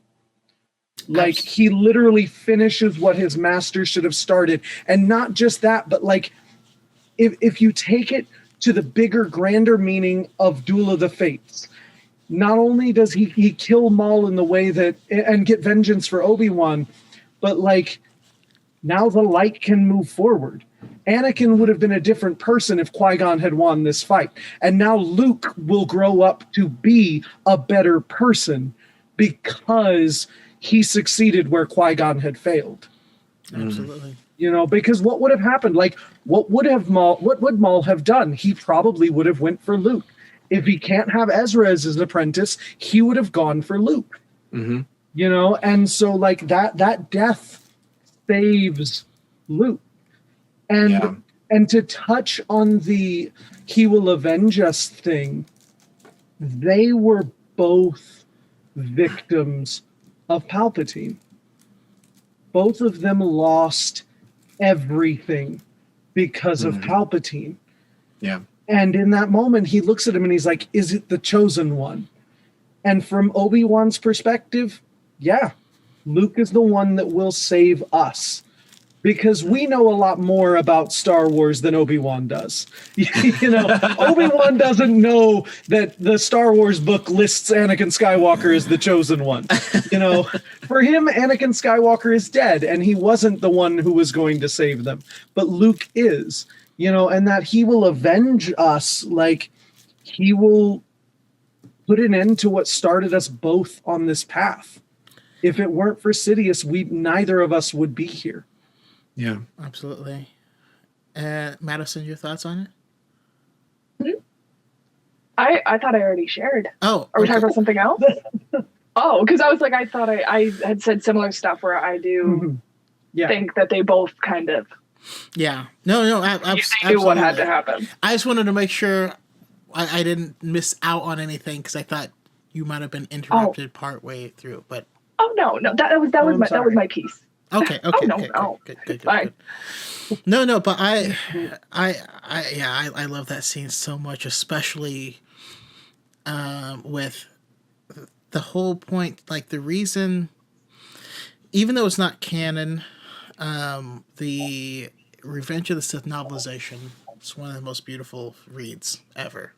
If you haven't read that novelization by Matthew Stover, go read it. Anyone in the chat, go read it. It's incredible. And it makes the movie like roughly 6 to 10 times better. Even if that's your favorite Star Wars movie, it makes it that much better. But one of the reasons, you know, in the book that they say that the Jedi lost is because the Jedi have been fighting the same war. The Sith changed. They evolved. They grew. They became what they needed to destroy the Jedi. And this is the exact opposite of that. Obi-Wan had something to live for. He had a goal. He had something that motivated him to keep going. And for Maul, this was the end goal. This is all he's ever wanted. So obviously that's a huge reason. But yeah, I mean, like we established, I feel like he was ready. He needed a worthy death. Who knows? Maybe it was all of his exposure to the Mandalorian custom, but he that's exactly what he needed, and Obi-Wan knew that that's what he needed and gave it to him, and embraced him the same exact way that he embraced Qui-Gon when Qui-Gon was dying, and that's exactly how he embraced Satine when Maul had killed her in front of him. And he held Maul the exact same way, with Same the way. exact same amount of care. And it's why Obi-Wan's the GOAT, you know? Like, Yeah. Yeah. Wow. all right. He still gave him like the amount of respect that Maul never did. Yeah. Crazy. Okay, all right. So, lightning round. What's the best Maul fight? What best Maul fight? And this time we are starting with Zach. Best Maul fight? Maul versus Ahsoka. I feel like that one's going to be popular because of how well it was animated. I know. It's the nothing If that wrong mocap. didn't with that. exist, if that didn't exist, I would have said, Maul, Obi-Wan, and Qui-Gon. But Maul and Ahsoka just hit. It hits differently every time I watch it. Especially Ahsoka's sass of like, you're lucky Anakin's not here because, bro, you slipping. You slip it. How about you, Madison? I was literally going to say the same thing. And wrong with it's just because that scene, like, I was on the edge of my seat the whole time. Like, I was literally like, what's going, like, what, like, back and forth and back and forth. And it's just that whole encounter is brilliant. And it's great. And you, AJ? I was going to say the same thing, but I just had this thought about that. You compared Maul earlier to the son from Dathomir. Well, Ahsoka is essentially the daughter. Oh, And, crap. Like, You're right. that's, Oh, why did I think of that's that? another layer on top. Wow. Like, don't feel bad. I just thought of it right now. No. when It's we were like my talking mind about is it. blown. Yeah. Like, it's Like, that's great. that's essentially If a no one was meeting going to say of it, I was going to lead you guys son there, and so it's all good. So it's all good. I mean, she literally is the embodiment of the daughter because Yeah. Mirai follows her around, and I. That's why when people ask if they think Ahsoka is still alive, I actually say no, because I want to believe that dichotomy is something that will echo forward eternally. And so after that, Ahsoka was the embodiment of the daughter, Maul was the embodiment of the son. Maul dies.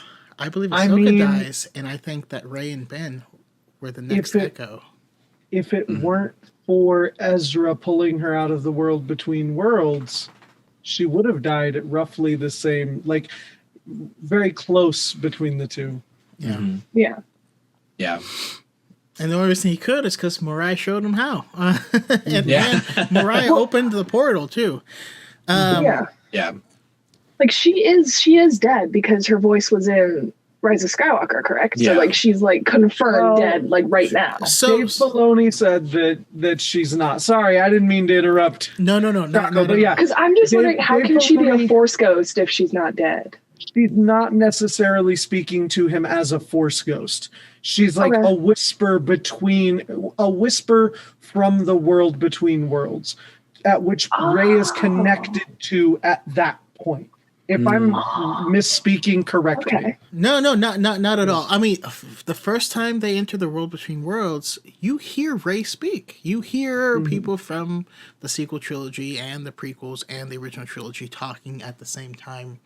Now, Ahsoka's line does not happen during that episode of Rebels. However, the backdrop behind the Ahsoka series is the world between worlds. It is the Virgin Scatter. I feel like we're gonna find out a lot more. We're gonna get a lot more deep lore. So Dave Filoni has not I'm so officially excited. said that she's alive or dead, but he did draw a picture of Gandalf the White and Ahsoka talking, and Gandalf is saying, "Yeah, they thought I was dead too." Yeah, it's more Oh, just man. like he said, it's not confirmed that she is. Like, it's not confirmed she's alive. But yeah. Yeah. Also, as Element 7 points out, I normally have the book right next. Oh, I actually do. in the handy dandy Star Wars book, Oh, there is a section on Ahsoka, and it does say that she, for someone like Mace Windu, it says he's dead. But for Ahsoka, it says last seen in the unknown regions. So the Star Wars book doesn't say that she's dead directly, and they may have reason to believe that she's not. But this is all speculation. Mm-hmm. It's all speculation. Don't take my word for it, or anyone's. Mm-hmm. Yeah, because that's the same thing with Thrawn and Ezra, correct? Is like they were last seen like yeeting away, so we don't really know what happened to them. We don't know, but we do know that Thrawn's alive at least, because that happened. I mean, Ahsoka is looking for Thrawn in The Mandalorian, and that's years later. I love Thrawn. Same. I can't wait. Whew. All right, so let's talk about Maul's journey overall, as well as his relationship with Obi-Wan. Oh wow! Never mind. Sorry, you're right there. I saw that you combined those right there at the end, so I was like, never mind. Because I was like, if we're gonna skip over Obi-Wan, no, not at all. But we'll go to Zach first. So like, his overall journey, but it's so closely related to his relationship with Obi-Wan. I had to kind of blend those because I know we're gonna recover that same ground. Yeah. Well, I mean, Brandon, you had briefly mentioned that like it's the dynamic between Obi-Wan and Maul is a very similar dynamic with Batman and Joker. It's like they almost need each other to keep going. Or I mean, more or less on Maul's part, because again, that's like his only thing. That's what becomes his last and final option is Kenobi. But even at the start of like his comeback, because like you can't say like Kenobi and Maul were destined for each other during Phantom Menace, because all Maul was doing was trying to do his job and just like kind of killed two Jedis. But of course it wasn't until afterwards where he was like, okay, this guy cut off my legs. Gotta do something about that. When? I don't know. I'll spend 13 years in Trash Planet thinking about it over and over again. But no, it's his arc, Maul's arc, and his drive for essentially always getting at Kenobi is just fantastic. I love it because it makes Maul makes Kenobi question a lot of things about the Order itself. Not necessarily like trying to drive or push Obi-Wan towards the dark side. It's just like, it's more so like Maul is explaining, if you would have done this, you wouldn't have been able to X, Y, and Z. It's very brief, very brief detail. But when he's like toying with Satine, and just like, right in front of Kenobi, he's like, you should have chosen the dark side, as an implication to say like, if you would have chosen the dark side, none of this would have happened. So essentially this is your fault. It's none of mine, because you did this to her, but more importantly, you did this to me. So yeah. So I really love that Kenobi is nothing but a driving force for Maul to keep moving, despite of how like he might have forgotten him for a few things to like try to do other things like create the Crimson Syndicate and run Mandalore and all that stuff. Still has him as that option. Absolutely. And how about you, Madison? Yeah, I was gonna say something very similar to that, which was like you said, like it wasn't like this huge, because I mentioned earlier kind of like a self-fulfilling prophecy type thing.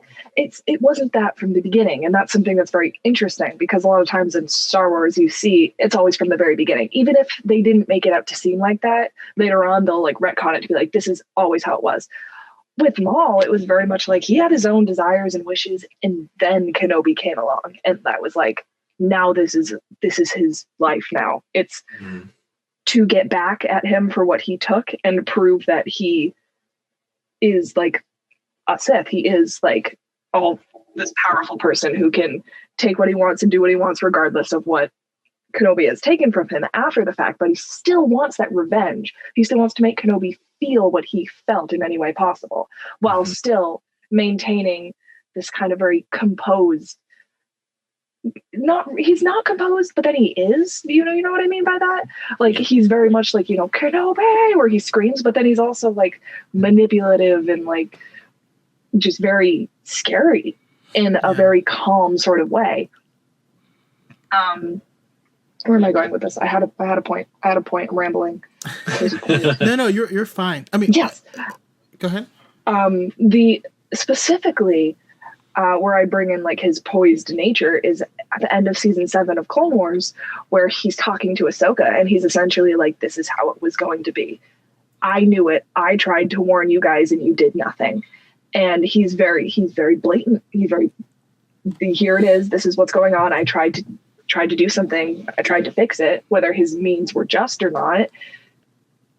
And then it just didn't work out. And he's like, now I have to go and I have to leave all these people. And he tries to get Ahsoka to be like, come with me. And she's like, nah. And that's really, yeah. Come with me. And that's interesting. And then he, and through all that, it all goes back to Kenobi. And it's something like he could never get over it, even though he got over it, which is weird because he accomplished like Crimson Dawn. He did everything. He ruled Mandalore, but he still, at the end of the day, when he went to sleep at night, couldn't get over what Kenobi took from him. And I don't even know if it's what he took from him, but it's like what Kenobi taking his legs embodied in his life. It's how he defined himself. Yeah. Yeah. And I actually think that's an amazing lesson for anyone today, is if there's something that you define yourself by, you will be unable to quench that. And for some people it's wealth, when like you should really be seeking to be happy, Yeah. And I won't spoil it, but like, it sort of reminds me of Soul, the Disney Pixar movie that just came out, which is all about questioning your purpose and and defining yourself by one thing. Absolutely. And how you shouldn't do that. And like, this is his music, And so, like, we kind of likened them to Batman and Joker, but I think the more apropos would be Spider-Man and Venom.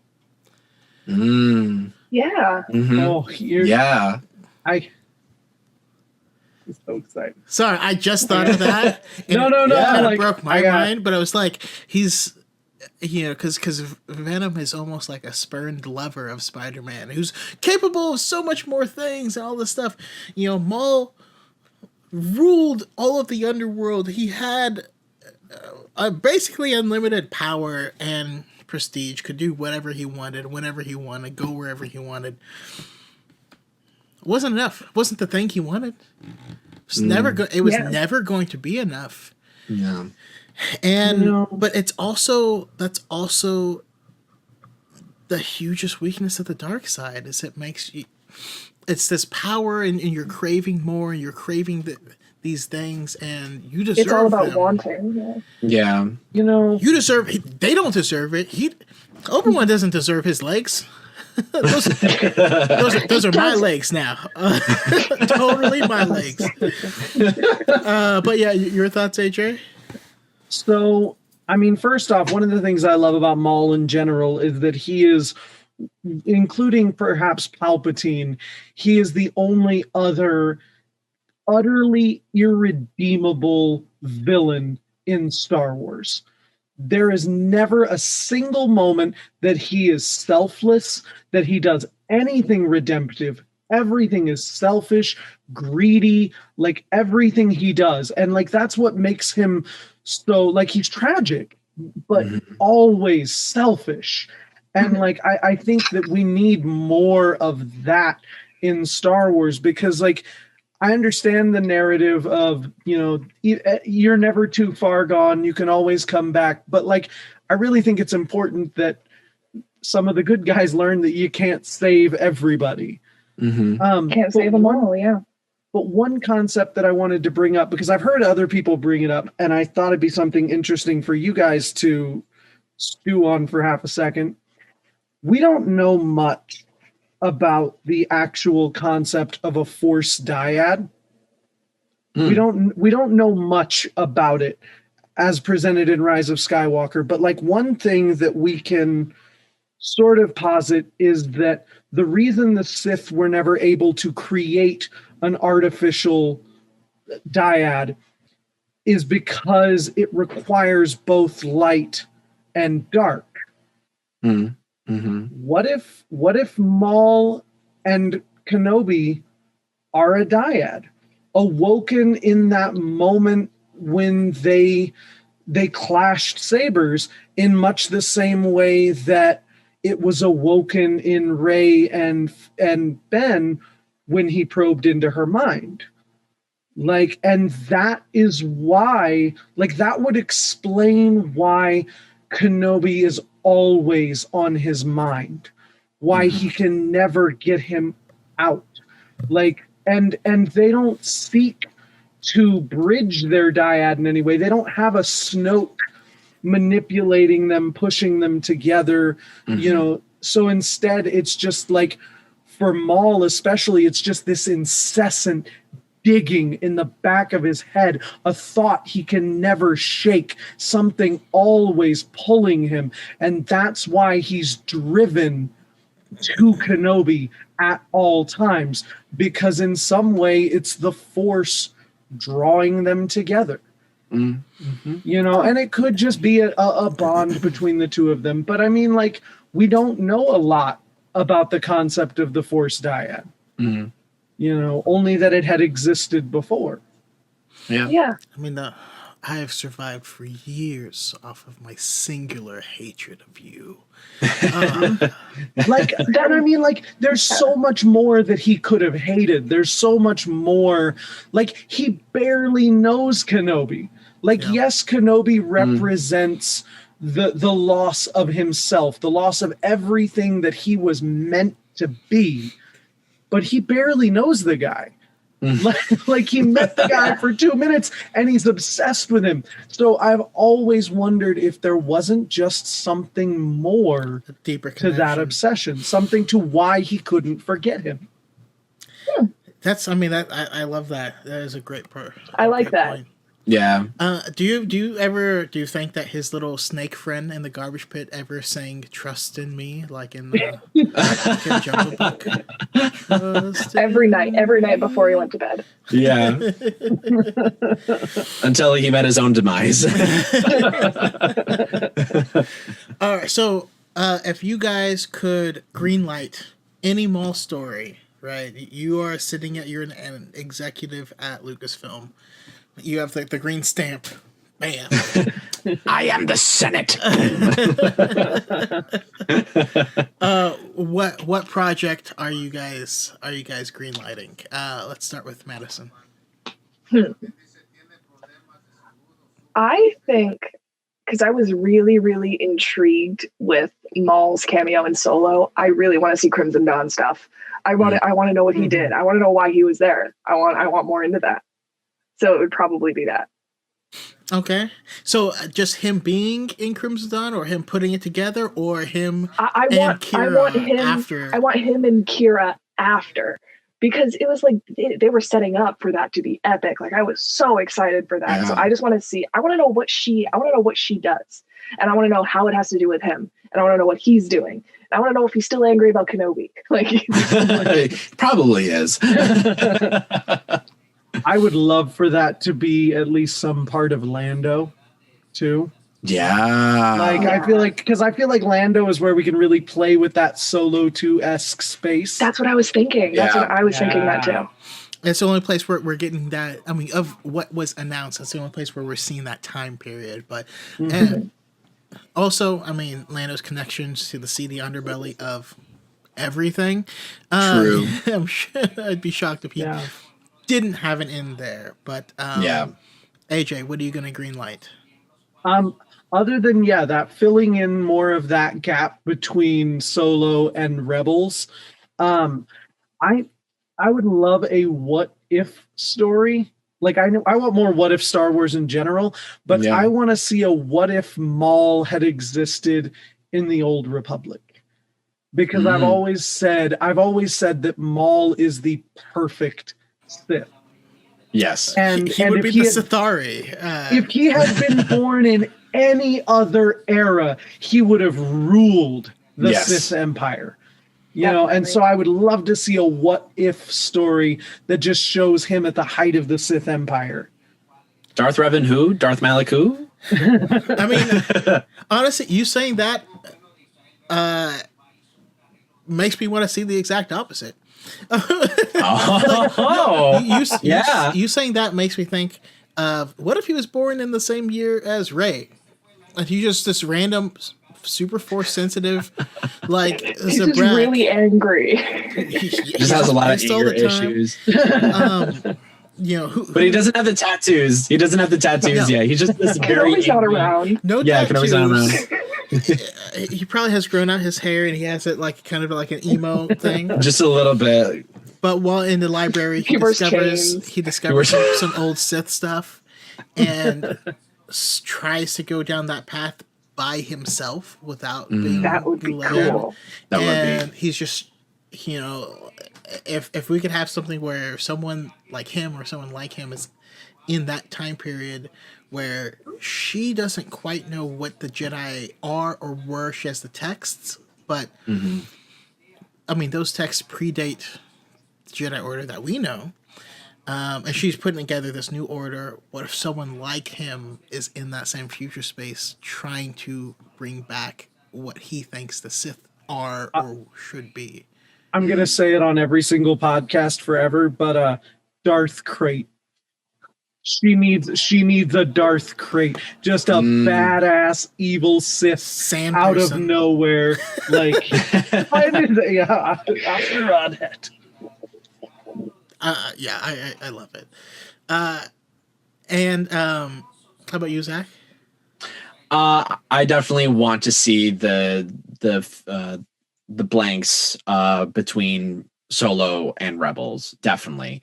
But I want to say even more specifically, because Jedi Fallen Order is canon, and we do stop by Dathomir. And the one question I had when I was at Dathomir was, who does this old ass, raggedy ass old Jedi think he is, thinking that he could run Dathomir? If Maul was around, he would not have played that. He would not have played that. So I want to see like a little snippet of that. Of like Maul versus Terra Malicos. I didn't even say his name, Terra Malicos. I mean, Terra Malicos was really cool, in my opinion. I loved him.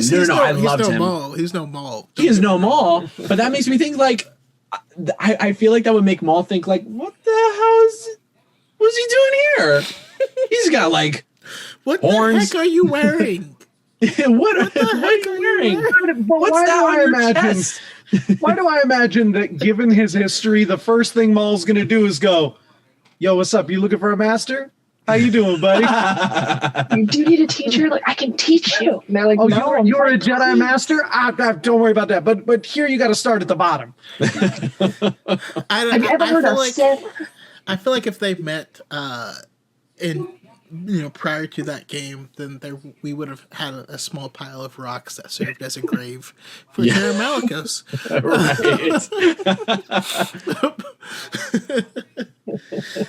So for me though, I do need to see I want a Maul origin story. I want to see him That's also very true. rise up as a child in this weird Dathomirian culture where they're fighting each other, and every now and then, like, the Night Sisters come and make you kill everyone that you've ever known. Like, it's super weird right. culture. And then, you get taken and you're taught the ways of the dark side. Do you still remember? Like, in Rebels, Maul talks about how he doesn't remember his real name. He doesn't remember his birth name. He wasn't always Maul. That's so sad. I feel like his name would be like Sam or something. Probably. And now that we know how Sith get their lightsabers, because I imagine he had to earn his too, given that he was considered to be the Sith apprentice for the longest time. Like, who did he kill to get his crystals? Yeah. And like, didn't they show that in a comic or something? So or they was that did not have a explained? Maul comic, but he already had his lightsaber by that point in time. That's right. Yes. He goes and kills a Padawan, which means that's one funny thing about the Phantom Menace is if he hunted a Jedi to get his crystals, we'll say, let's say he earned both of them. Okay, he killed some guy, got 2 crystals, killed 2 people, then kills this Padawan. Those are the only 3 Jedi that Maul has fought before he fights Qui-Gon and Obi-Wan. Mm-hmm. It's not like he has a huge body count. No. True to an extent. He did fight like 4 Rathtars with a vibro-axe. You are correct. In that comic. Right. Like You are correct. He's not. I'm not saying. I just mean it's interesting to look at that Phantom Menace fight and realize that this is the first time he's really fighting Jedi, and this is the first time they're fighting a Sith. Hence why the whole him getting the drop on Qui-Gon by popping him in the face with the lightsaber hilt, because that is not a move that Qui-Gon in a million years would have expected from an opponent, because the opponents that he fights with lightsabers have class and dignity and respect. They wouldn't just pop you in the face. Also, that's why I believe anyone that's a practitioner of Ataru was guaranteed to be screwed, because you are trained to fight a group of people, and most of them would have blasters. Not a single person in a small space with a lightsaber. Like, who do you fight with lightsabers? No one. So yeah, it's interesting. But that's awesome. I love it. Okay, so moving forward, and we'll kind of merge the last 3. And also, once again, thank you guys all for being willing to come on here and just nerd out with me. Wednesdays are my favorite day of the week, because I don't know, I have so much fun geeking out with you guys. So which of the upcoming projects, we have 10 of them in the works, right? Oh, yeah. Which one are you the most excited for, and why? But I also want to find out if you have any further closing thoughts, and then also let us know where can we find you in all of your awesome content, because all 3 of you guys are amazing content creators, and I love it. Started with Zach, so Madison. Oh, sorry. All right. So, things that I'm excited about? Yeah. Which of the new projects that were announced recently are you excited for? All right. I think I gotta go with Ahsoka. Because I'm number one, I love Ahsoka.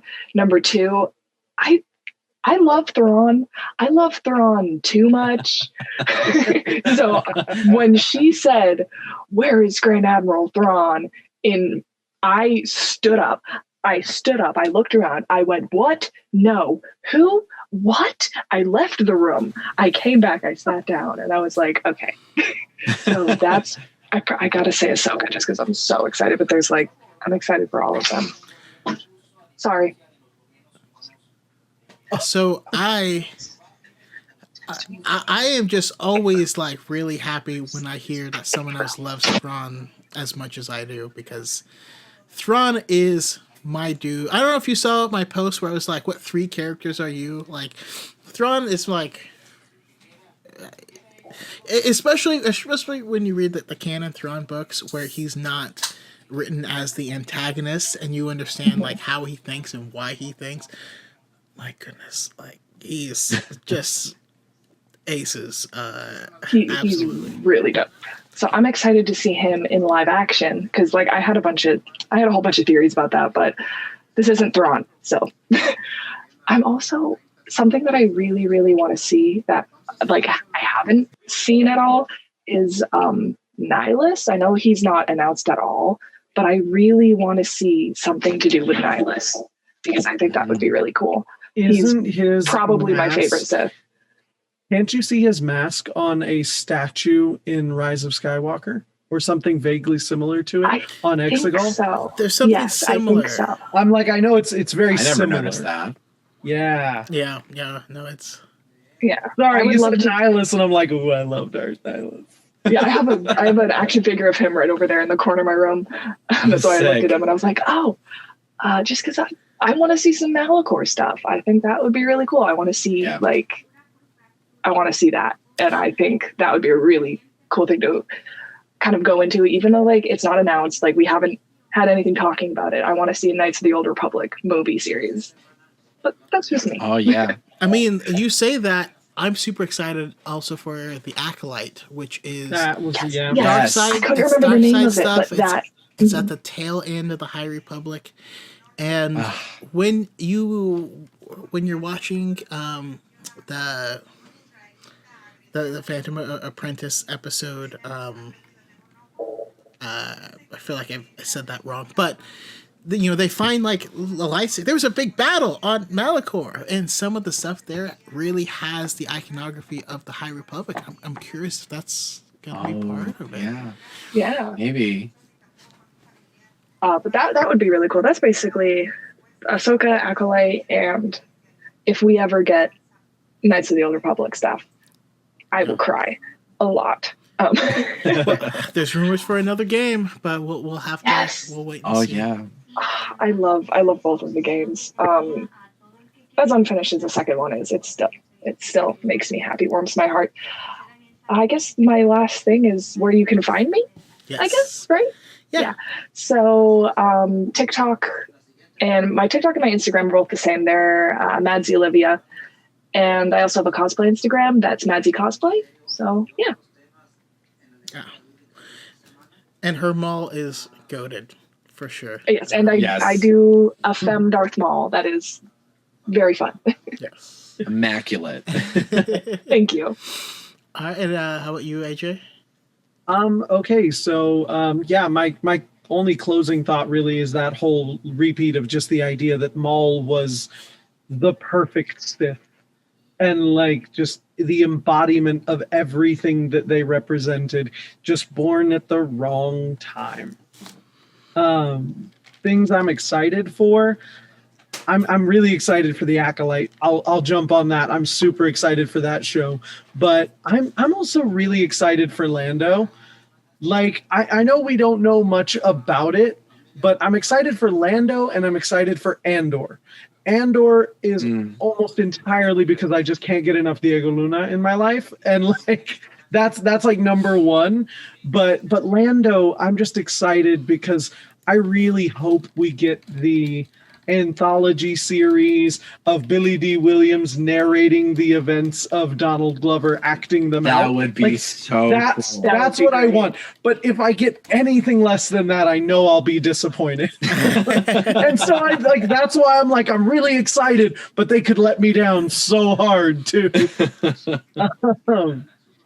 Yeah, and then where to find me? You can find me on TikTok or here on YouTube at Jedi_Starkiller. And then I have a Twitter that I very rarely use that's just one Jedi Starkiller. Yeah. Awesome. And everything this guy does is awesome. Like, Thank you. yeah. Thank you for coming on. And last but certainly not least, the one and only ZachBravo. Well, first off, let me say again, Brandon, thank you so much for having me come back on your podcast. It's really been an honor. I really enjoy just talking. Last time it was like 3.5 hours. Oh my god, because it was like, because we were talking about we were just talking about the Clone Clone Wars Wars. in general, and it was Right. me, him, Mesa Windu, and Haber Jordan. yes, And I want to say we talked for 3 or 4 hours. I had to cut so much, and it's still the longest. I know we episode. that was a lot of talking that night. Yeah. It was too ambitious of a topic, but but yeah. Right. What are you most excited for? Closing thoughts on where we can find you. Yeah, I'm most excited for, again, the Acolyte, because just seeing the image for that and just being like, ooh, like, you know, just I can't wait for it. It's also something that, like, I'm not too familiar with. Like everything else, it's like, you know, Lando, Ahsoka, Kenobi, even. It's like, okay, I think I know where we're gonna go with these characters with their own shows. But the Acolyte just seems so interesting. So I'm very interested in watching that, getting to see that. Closing thoughts. I want to be the next Maul. So in any sort of way capacity, I would love to, whether it be the voice or whether it be the voice or the body actor or the actor itself. I just want to, I think I would again be a very happy little boy. Can you give us a Maul? Sure.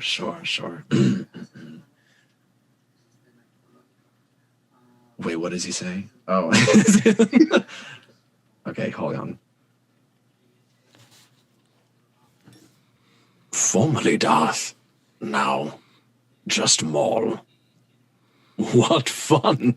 What fun! I can see him in my mind's eye. Kenobi.